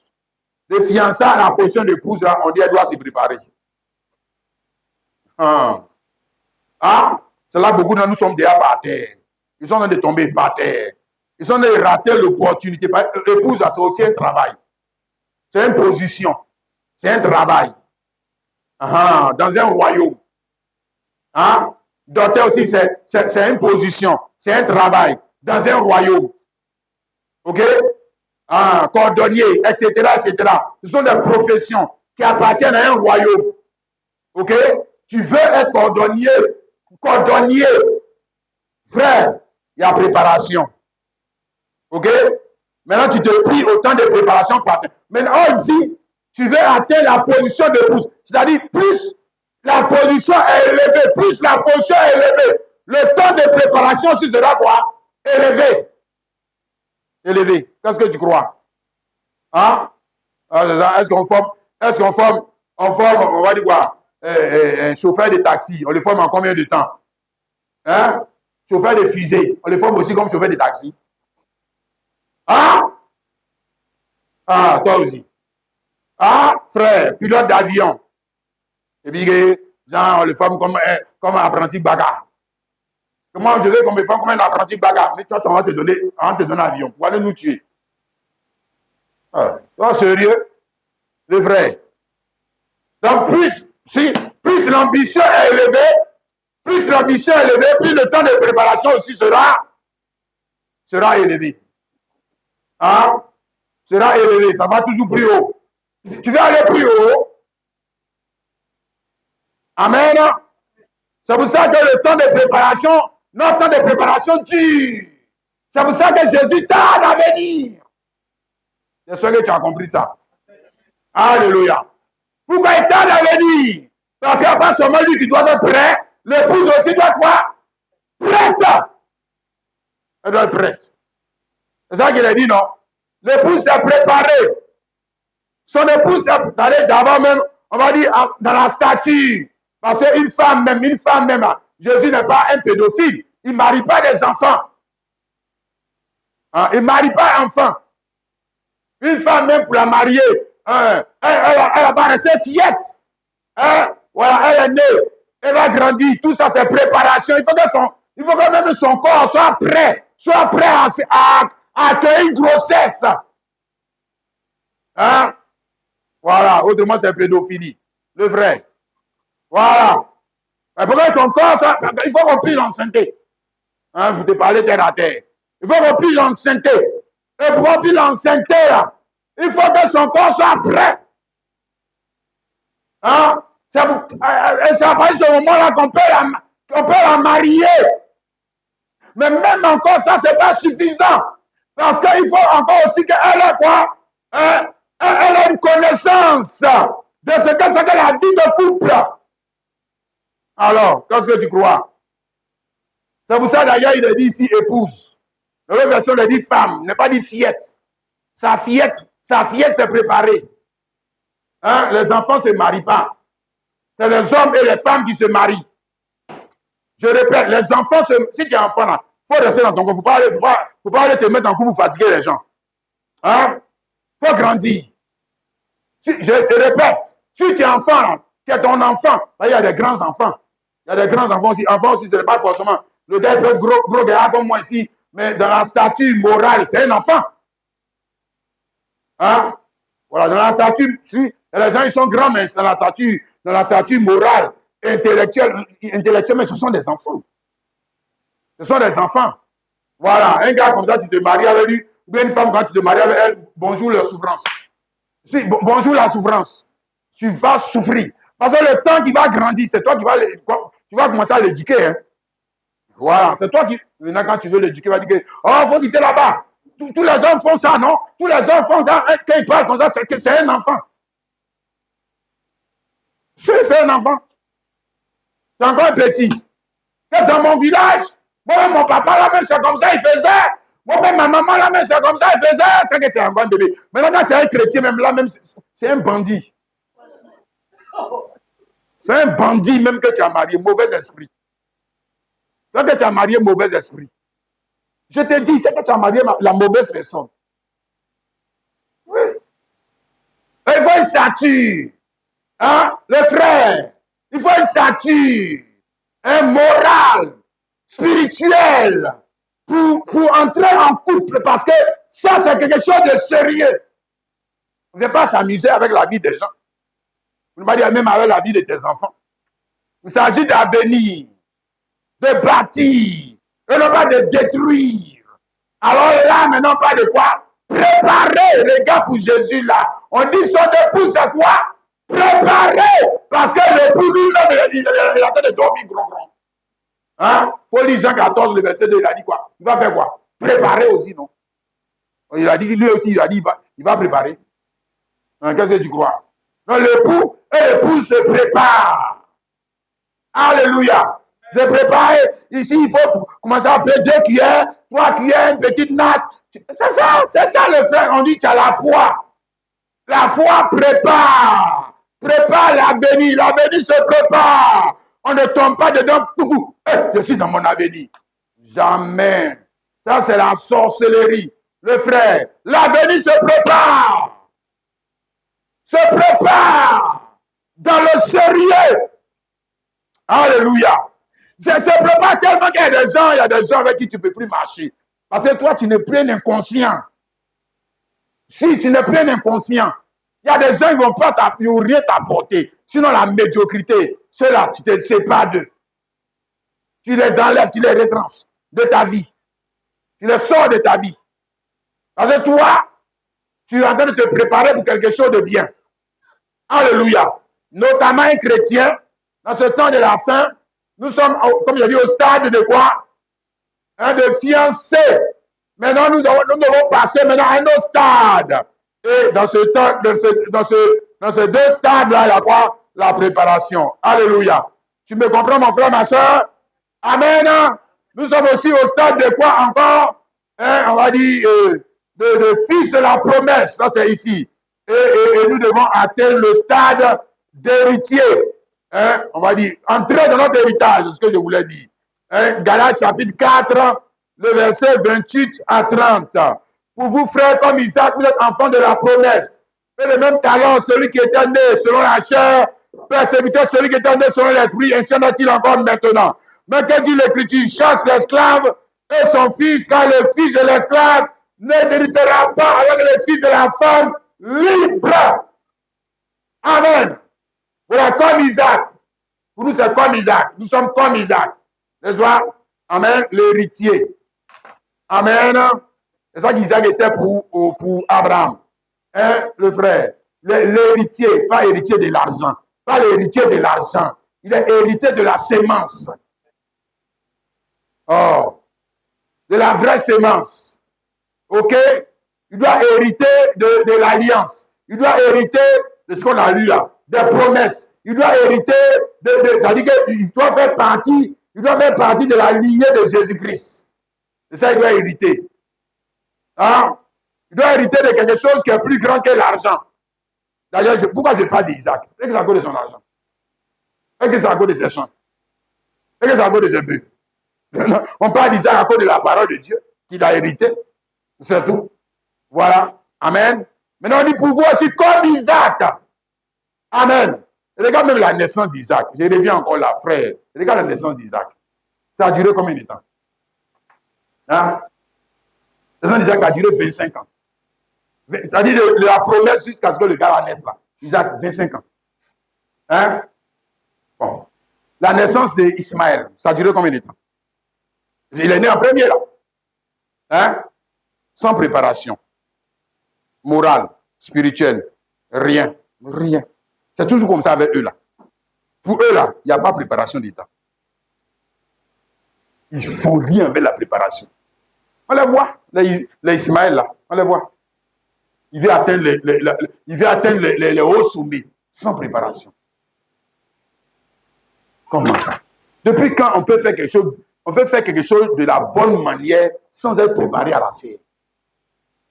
Ah! Depuis quand? Depuis quand on peut atteindre l'excellence sans être préparé à faire les choses qui sont excellentes? Depuis quand? La Bible a dit ça comment? Aïe, regarde. Quand Genèse 16, quand Abraham a voulu avoir enfant, il a eu enfant, c'est-à-dire Ismaël, sans préparation. Oui. Genèse 21, on dit que Dieu s'est souvenu de Sarah au temps où il avait fixé. Hein? C'est-à-dire au temps où ils étaient prêts à avoir l'enfant. Où Dieu était prêt à leur donner l'enfant. Il y avait préparation. Ici, les a préparés. Hein? Maintenant, on dit Isaac, là, c'est le type de toi, chrétien.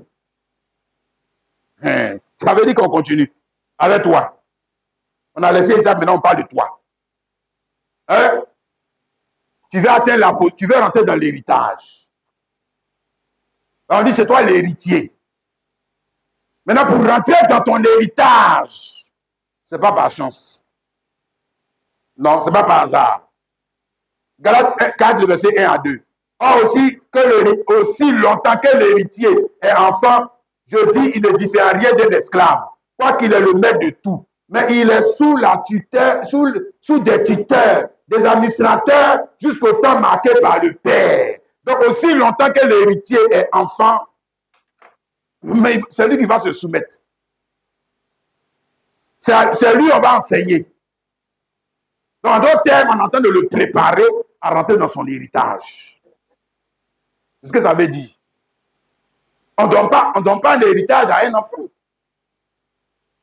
C'est ça. J'ai parlé là tout à l'heure du mariage. Un enfant qui se marie, regarde comment il va faire. Il va gâter le bien de Dieu. Il va tout gâter. Parce que c'est un enfant. Il n'est pas préparé à ça. On ne lève pas un enfant. Élève un enfant, tu vas voir ce qu'il va faire. C'est un enfant. Hein? Donc, tant que l'héritier est enfant, et nous aujourd'hui, où nous sommes là, nous ne sommes pas encore entrés dans notre héritage, quand bien nous sommes les héritiers. Nous ne sommes pas encore entrés dans notre héritage. Pour entrer dans l'héritage, c'est ce qu'on t'explique là. Pour entrer dans l'héritage, l'héritier doit être préparé à rentrer dans son héritage. Si, il faut le préparer. Un père même qui est intelligent, il sait qu'il a des biens, il a du patrimoine, il a des choses. Il sait qu'il va quitter cette terre. Là, maintenant, il regarde ses enfants. Ah, mais lequel des gens même va me succéder à la tête de cette entreprise? Mais alors, il faut qu'il commence à faire quoi? À le former. Maintenant, celui-là, il veut prendre part de papa. Et il ne veut pas qu'on le forme. Donc, il veut quoi? Il veut venir détruire l'entreprise. Il veut quoi? Comment il va bien administrer? Hein? S'il ne veut pas préparer à ça, à tout ce qui pourra arriver à cette entreprise, au temps et aux circonstances qu'il va rencontrer. Mais ça, c'est dans le naturel. Maintenant, toi, tu veux être héritier de Dieu, co-héritier avec Jésus, et tu ne veux pas qu'on te prépare. Sinon, moi, tu ne veux pas te préparer. Tu viens à l'église seulement. Qui t'a dit que c'est une affaire de venir à l'église? L'église, ça, c'est ici, là, ça, c'est on va dire quoi? C'est une partie de la chose. On enseigne les méthodes, ou bien on va dire quoi? Les principes de base aux héritiers pour les préparer à aller dans leur héritage. Hein? Parce que tant qu'un héritier est enfant, on ne lui donne pas un héritage. On ne lui donnera pas. Tant qu'il demeure enfant, on ne va pas lui donner. Jamais. Dieu n'est pas nul. Il ne va pas donner. Mais un homme qui est intelligent ne va pas le faire. Mais il va voir si l'enfant est prêt à recevoir cette bénédiction. Un héritage, c'est une bénédiction. C'est ça? Tu as beau aimer ton enfant, tu as beau le chérir, donne-lui quelque chose qu'il n'est pas prêt à recevoir. Il va gâter. Il va gâter cette chose. Il va gâter cette opportunité. S'il n'est pas prêt à la recevoir. C'est encore un inconscient. Donc, il doit être préparé, prêt à recevoir la chose. Et l'église de Jésus-Christ doit d'abord passer par un temps de préparation. C'est dans ce temps-là que nous sommes, mon frère, ma soeur. Le temps de préparation. À faire quoi? À prendre notre position dans ce monde. Parce qu'on ne va pas prendre notre position dans ce monde par hasard. Non, par hasard. Donc, il y a des choses qui vont arriver. Hein? Voilà. Dans le temps et les circonstances. Tout ce qui va arriver doit concourir à faire quoi? À me permettre d'entrer dans mon héritage. Et quand je vais entrer dans mon héritage, je saurai comment gérer l'héritage. Hein? Un peu comme pour Joseph. Tu as vu ça, non, mon frère? Amen. Joseph n'est pas arrivé à la tête de l'Égypte par hasard. Tu as compris, non? Chrétien. Parce que Dieu doit s'assurer. Dieu doit prendre les précautions qu'il faut pour faire réussir son projet. Son projet. Mais son projet dans lequel il t'a enrôlé. Maintenant, lui doit prendre les précautions parce que Dieu n'est pas un loser. Dieu n'est pas quelqu'un qui est fou. Non. Dieu réussit. Mais pour réussir, regarde Dieu comment il fait pour réussir. Tu crois que Dieu réussit par hasard? Non. Dieu réussit parce qu'il prend le temps de préparer son homme. De préparer même l'événement. De préparer les choses. En Dieu, il n'y a pas de hasard. Non. En Dieu, il n'y a pas de chance. En Dieu, il n'y a pas d'improvisation. Non. Non. Autrement, tout ce qui est arrivé à Joseph, c'était par chance. Par chance, il s'est retrouvé à la tête de l'Égypte. Et c'est par chance même qu'il s'est retrouvé dans la maison de Potiphar. C'est encore par chance qu'il s'est retrouvé encore en prison. Et encore par chance, il a eu la chance. Hein. Si le monsieur n'était pas allé dans la prison, il n'allait pas sortir. Hein. Regarde des choses comme ça. Comment ça chance? Il n'y a pas de chance dedans? Non. Tout était préparé. Tout était préparé. Dis Amen. Et toi-même, tu dois te préparer. Alléluia. C'est pour ça que des choses vont arriver. Et je te dis, c'est pour ça que des choses t'arrivent. C'est pour ça que des choses qui n'arrivent pas aux païens t'arrivent. Parce qu'on est en train de te former ton intelligence, former ta capacité à réfléchir et à endurer même souvent la souffrance. Aussi, qu'est-ce que tu crois? Pour ce qui est à venir. Amen. As-tu vu ça, mon frère, ma soeur? Alléluia. Bien, va terminer par cette préparation-là. Ici, Hébreux chapitre 11, le verset 13 à 16. Hébreux 11, le verset 13 à 16. Voilà. Ici, oh, j'ai dit quoi? Hébreux 11, voilà, le verset 13 à 16. C'est par la foi qu'ils sont tous morts. C'est-à-dire, il s'agit d'Abraham, Isaac, Jacob. Ils sont tous morts par la foi sans obtenir les choses promises. Mais ils les ont vus et salués de loin, reconnaissant qu'ils étaient étrangers et voyageurs sur la terre. Ceux qui parlent ainsi montrent qu'ils cherchent une patrie. S'ils avaient eu en vue celle d'où ils étaient sortis, ils auraient eu le temps d'y retourner. Mais maintenant, ils en désirent une meilleure, c'est-à-dire une céleste. C'est pourquoi Dieu n'a pas honte d'être appelé leur Dieu, car il a préparé une cité. Amen. D'accord. Donc, à côté de cette préparation, nous allons parler. La préparation prend la position d'épouse. Hein, mon frère chrétien? Alléluia. Vois-tu ça, mon frère? Quel temps de préparation? La voix de Dieu pour ce jour, c'est cela. Alléluia. On nous dit, prépare le chemin du Seigneur. Chrétien, prépare le chemin pour que l'enlèvement arrive à toi. Amen. Maintenant, à côté de cette préparation, nous parlons aussi de la préparation à quitter ce monde. Ouais, ce monde n'est pas chez nous. Je le répète, la préparation à quitter ce monde. Parce que ce monde, un, n'est pas chez nous. Deux, ce monde n'est pas le vrai monde. Je répète, ce monde n'est pas chez nous. C'est pas chez nous. En tout cas, moi, c'est pas chez moi. C'est pas chez moi. Deux, ce monde n'est pas le vrai monde. Maintenant, si tu dis que, même si tu dis que c'est chez toi, c'est pas le vrai monde. Ouais. Mais si c'était le vrai, pourquoi tu ne les restes pas? Et pourquoi tu t'en vas? Hein? Si c'était le vrai. Hein? Il faut quand même réfléchir. Ça veut dire que ici, nous sommes dans un monde qui est une image, qui est un symbole. Pour nous faire comprendre qu'il y a un monde meilleur, il y a un monde réel. Il y a un monde réel. Ok? Alléluia. Amen. Donc nous avons ici la préparation à quitter ce monde. Hein? Il a dit que Abraham, Isaac, Jacob sont morts par la foi. Ils n'ont pas obtenu les choses promises dans ce monde.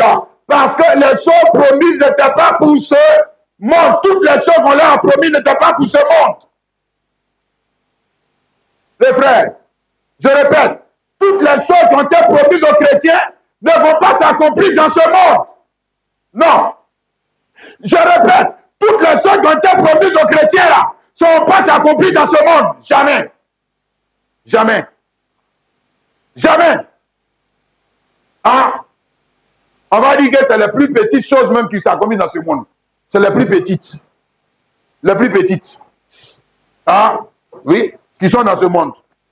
Mariage, c'est pour ce monde. Hein, aller faire enfant avec le sexe, ça c'est pour ce monde. Voilà, travail, là, ça c'est pour ce monde.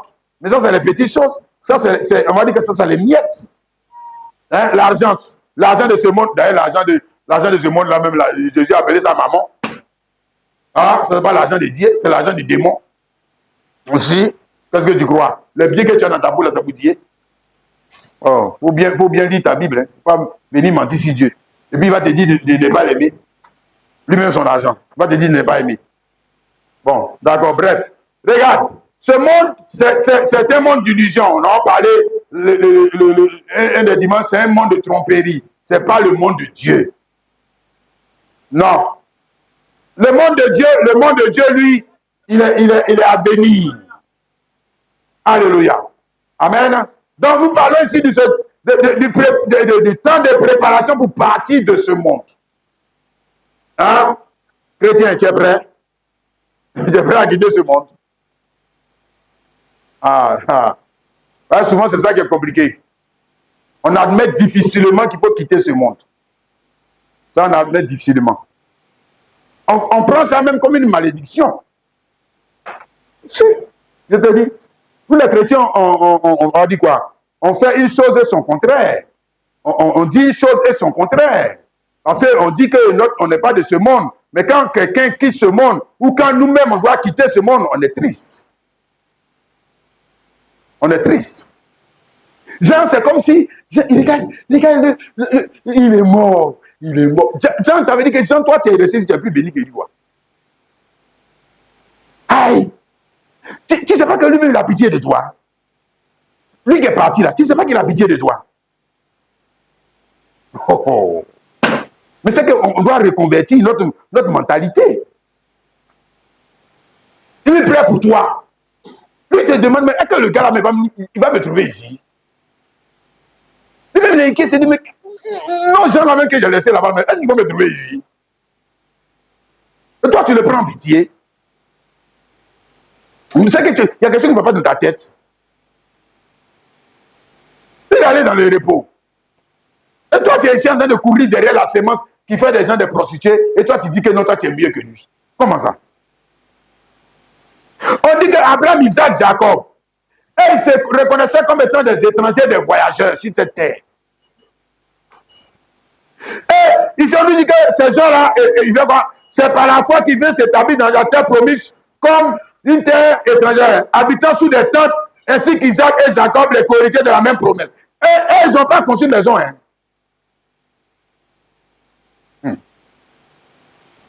C'est pas qu'ils n'ont pas l'argent. Quand même, tu connais la prospérité d'Abraham. Isaac, Jacob, tu connais la prospérité quand même, toi aussi. Le vrai. Ce n'est pas des pauvres types comme nous autres. Ils vivaient sous des tentes parce qu'ils étaient en train de se préparer. Ils se préparaient pour partir. Pour partir. Ils ne se préparaient pas pour rester. Non. Mais nous, on est prêt à rester, pas prêt à partir. C'est pour ça que souvent, on a des difficultés devant la mort. Parce qu'on n'est pas prêt. On n'est pas prêt à cette éventualité. Alors que la mort, en réalité, n'est plus notre ennemi. Je répète, la mort n'est plus notre ennemi. Tu ne sais pas ça? Si la mort est ton ennemi, mais comment par la mort tu vas connaître la résurrection? Non, la mort maintenant, la mort, puisque toi tu as pris de l'avance. Toi tu es préparé, tu as pris de l'avance sur la chose. La chose là n'est plus un blocage pour toi. La chose devient un avantage pour toi. L'épreuve là devient un avantage pour toi. Pour toi. Hein? Paul disait que Christ est ma vie, la mort, mais quoi? Une pète. Si, il a dit pète. Il a dit pète. Il n'a pas dit gain.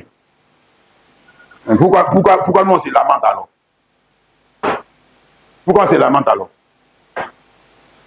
Hein? Pourquoi on se fâche alors? Parce qu'on ne se considère pas comme des étrangers, des voyageurs. Non, on ne se considère pas comme des étrangers, des voyageurs. Voyageur, ça veut dire quoi? Ça veut dire quelqu'un qui a des passages. Voyageur, c'est aussi pèlerin. Ça veut dire qu'il s'en va quelque part. Hein? C'est ça.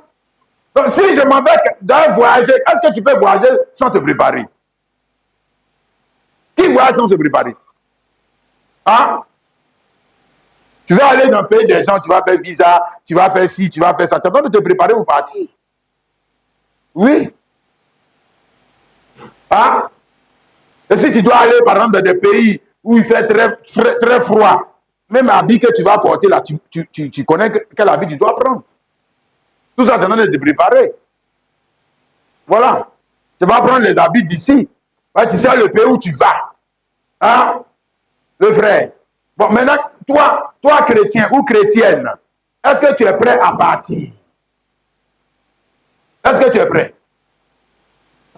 à quitter ce monde?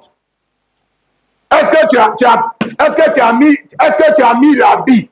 Est-ce que tu as mis l'habit du monde où tu vas? Est-ce que tu l'as? Hein? Donc toi, tu es préparé pour les fêtes. Tu es préparé pour les événements terrestres, mais tu n'es pas préparé pour aller au nord de l'agneau. Parce que le nord de l'agneau, ce n'est pas à Abidjan, ce n'est pas à Washington, à ce que je sache. Ce n'est pas là-bas. Hein? Le nord de l'agneau, c'est dans le royaume des cieux. Mais comment tu vas même, si on rentre au nord de l'agneau, comment tu vas aller à cet événement sans être préparé? Hein? C'est qu'il y a un problème. C'est-à-dire que l'avantage que nous on a, c'est d'écouter le message de ce temps de la fin qui vient nous rappeler qu'il y a quoi? Il y a autre chose que les choses terrestres. Il y a autre chose. Hein? Et que si nous manquons ça, nous sommes les plus malheureux. Imagine-toi, avec tous les avantages que Dieu nous a donnés, et puis on se retrouve ici avec les païens. Voilà, l'Antichrist est venu, qui attend de nous poursuivre dans les rues d'Abidjan pour nous tuer. Aïe! Mais qu'est-ce qu'on faisait donc ici alors? On faisait quoi ici alors?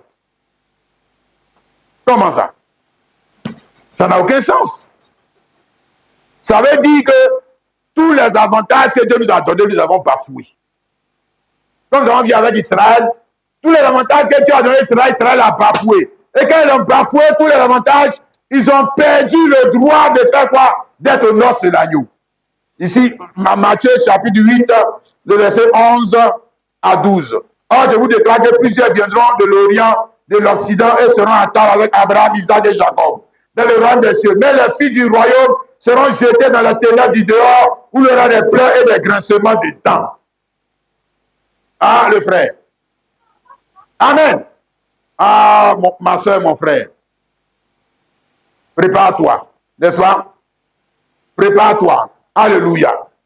Prépare-toi parce qu'il y a quelque chose qui est devant. Amen. Amen. Ne laisse pas quelqu'un, ne donne pas, on va dire quoi, ta destinée à quelqu'un. Prépare-toi toi-même. Hein? C'est ça qu'il a dit, non? Le prophète Jean-Baptiste. Prépare-toi toi-même. Ce n'est pas quelque chose que le pasteur peut faire pour toi. Ce n'est pas quelque chose que ta maman peut faire pour toi. Ce n'est pas quelque chose que ton papa peut faire pour toi. C'est une affaire personnelle. Hein? Ton papa peut préparer un héritage terrestre pour te donner. Ta maman peut préparer un héritage terrestre pour te donner. Mais ne peut pas préparer le chemin pour toi. D'ailleurs, même les choses terrestres ici, là, ton papa peut préparer, peut payer les bics, peut payer les cahiers, peut payer les trucs. Mais celui qui va préparer le chemin pour que le bac arrive à lui, là, ce n'est pas ton papa. C'est toi-même qui vas étudier. Tu prépares le chemin. Ouais. Il y a des choses que le papa peut faire. Hein? Donc, il y a des choses que le Père Céleste peut faire. Et c'est ce qu'il a fait en envoyant Jésus-Christ, en envoyant son prophète, en envoyant sa parole, en envoyant son esprit. Maintenant, il y a des choses que le Fils doit faire. Ouais. Il y a des choses que Kwaku Daniel doit faire. Il y a des choses que toi seul tu peux faire. Si tu ne les fais pas, ne compte pas sur la chance pour voir la gloire de Dieu. Ne compte pas. Hein? Ne compte pas sur l'amour de Dieu pour voir la gloire de Dieu. Tu ne la verras pas. Ne compte pas sur la bonté de Dieu pour voir la gloire de Dieu. Tu ne verras pas ça. Pourquoi? Mais parce que tu n'as pas pris la peine de préparer le chemin qu'on t'a dit de préparer. Amen. Donc si tu as la foi, il y a une chose maintenant qui te revient à toi. J'ai la foi. Amen. Comme le cultivateur, il dit que je sais que la pluie va venir. Alors qu'est-ce que je fais? Je commence à faire des buts. C'est ça, non? Il prépare le chemin. Hein? Pour avoir une bonne récolte. Il prépare le chemin. Ok? Il sait que la pluie va venir. Alléluia. Or, le retour de Jésus est plus certain que l'aurore. Le retour de Jésus est plus certain que la pluie qui va venir. Le retour de Jésus est plus certain que le soleil qui va se lever. Ah. Alléluia. Alors l'homme de foi, qu'est-ce qu'il fait? Frère, il prépare le chemin. Il sait qu'il va venir, n'est-ce pas? Alors il aplanit tout ce qui doit être aplani. C'est des choses qui doivent être aplanies. C'est ce qu'il a dit ici, non? Hein? Que toute vallée soit comblée, toute montagne et toute colline seront abaissées. Ce qui est tortueux sera redressé. Et les chemins rabotés seront aplanis. Et toute chair qui aura fait cela verra le salut de Dieu. Il faut bien dire, faut lire ça comme ça. Il ne faut pas dire que même s'il ne fait pas ça, il va voir. Non, non, non, non. Non. Hein? Voilà. Toutes les montagnes. Hein? Tout ce qui est bizarre dans ta vie, redresse. Remets de l'ordre. Amen. Il faut niveler le chemin. Alléluia. Tu enlèves les mauvaises herbes. N'est-ce pas, le frère, ma soeur? Hein, là où il y a caillou, hein, où son pied va cogner pour tomber, tu enlèves tout ça. Tu rends propre le chemin. Alléluia. Alors tu vas voir la bénédiction va commencer à venir. Elle va venir vers toi. Elle va venir se mettre en couple avec toi. La gloire de Dieu va venir vers toi. Elle va venir se mettre en couple avec toi. La grâce de Dieu va venir vers toi. Non, monsieur. Dieu n'est pas si loin que ça. C'est parce qu'il n'a pas de chemin. Dieu n'est pas si dur. C'est parce qu'il n'a pas de chemin. Dieu n'est pas si mauvais. C'est parce qu'il n'y a pas de chemin. C'est parce qu'il n'y avait pas de chemin que l'église dit ça n'a pas vu la gloire de Dieu. C'est pour ça qu'ils n'ont pas vu la gloire de Dieu. C'est pas qu'il n'était pas venu. Il est venu, même il est parti. Là, il a dit, ils n'ont pas connu le temps où ils ont été visités. Mais il n'y avait pas de chemin. Pour aller à la chaire des pharisiens, il n'y avait pas de chemin. Pour aller à la chaire des sadducéens, il n'y avait pas de chemin. Pour aller dans la maison d'Hérode, il n'y avait pas de chemin. Il n'y avait pas de chemin. Alors, il n'est jamais allé dans la maison d'Hérode. Pourquoi? Il n'y avait pas de chemin.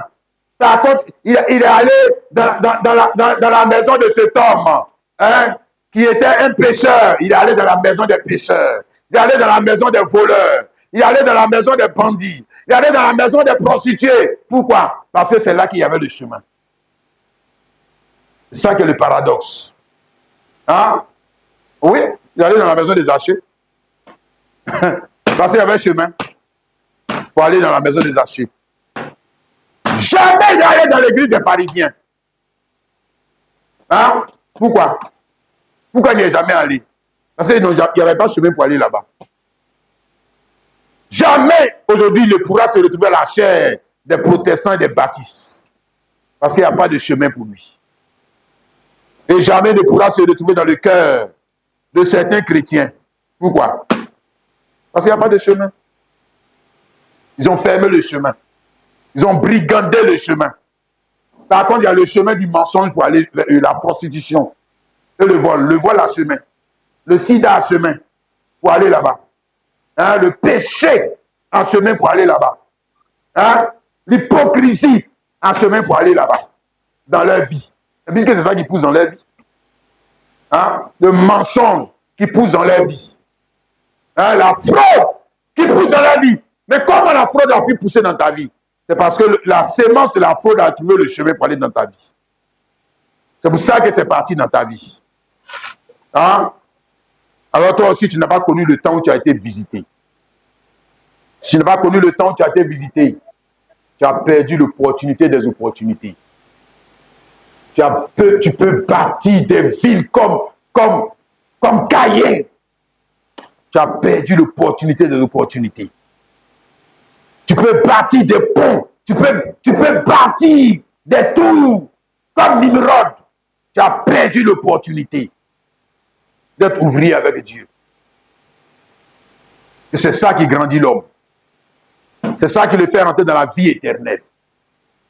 C'est ça qui fait que, oh, alléluia, quand il va quitter ce monde, qu'est-ce qui va le suivre? Quel fruit qui va le suivre? Alors que tu n'as pas été en travail pour produire le fruit de la vie éternelle. Qui va te suivre? Tes bœufs vont te suivre. Tes enfants vont te suivre. Tes diplômes là vont te suivre. Hein? Tes amis pécheurs là vont te suivre. Ils peuvent te suivre. Et que nous on aime trop. Ça c'est notre gars. Nous on l'aime trop. On aime trop. On va aller avec lui. Jamais. Jamais. Ceux pour qui tu ne veux pas suivre Jésus là, eux ils vont te suivre. Eux ils vont te suivre. Pour passer de l'autre côté. Ton argent pourra te suivre. Il dit que ah, mon gars, on est parti. Monsieur le comptable, on dit quoi? Le gestionnaire. Il faut faire un décaissement pour que je suive mon gars là-bas. Ouais. Parce que c'est ce que tu as cru. Lui, il peut te suivre. Un bandit comme ça, il peut te suivre. Comme ça, on a dit de ne pas l'aimer. C'est un bandit. Hein? C'est un infidèle. Tu as beau le servir, donner toute ta vie. Il ne peut pas te suivre. Il est infidèle. Là où tu as besoin de... Il vient te sauver, il ne pourra pas. Ah, le frère. Il y a un seul fruit qui va te suivre. Il y a un seul fruit du travail, de ton travail qui va te suivre. Le fruit de la parole va te suivre. On dit les œuvres les suivent. Ça qui va te suivre. Qu'est-ce que tu crois? Il y a un seul fruit du travail qui va te suivre. Ah, lui te suit. Il va avec toi. Hein? Il passe de l'autre côté avec toi. Alléluia! Tu te présentes devant le Père. Et voici le fruit de ta parole que tu m'avais donné. Et voilà. Ah, tu es un bon serviteur. Rentre dans la joie de ton maître. Ah, tu es bon. Ah, tu es un serviteur. Le vrai serviteur. Ah, le frère. Ne manque pas l'opportunité. L'opportunité est là pour tous les hommes. Mais d'autres vont la manquer. Toujours il manque. Il manque le but. Ils manqueront toujours le but. C'est bien dommage. On va s'arrêter là. Oh, que le Seigneur nous aide. On va prendre ensemble le 933. Pèlerin, c'était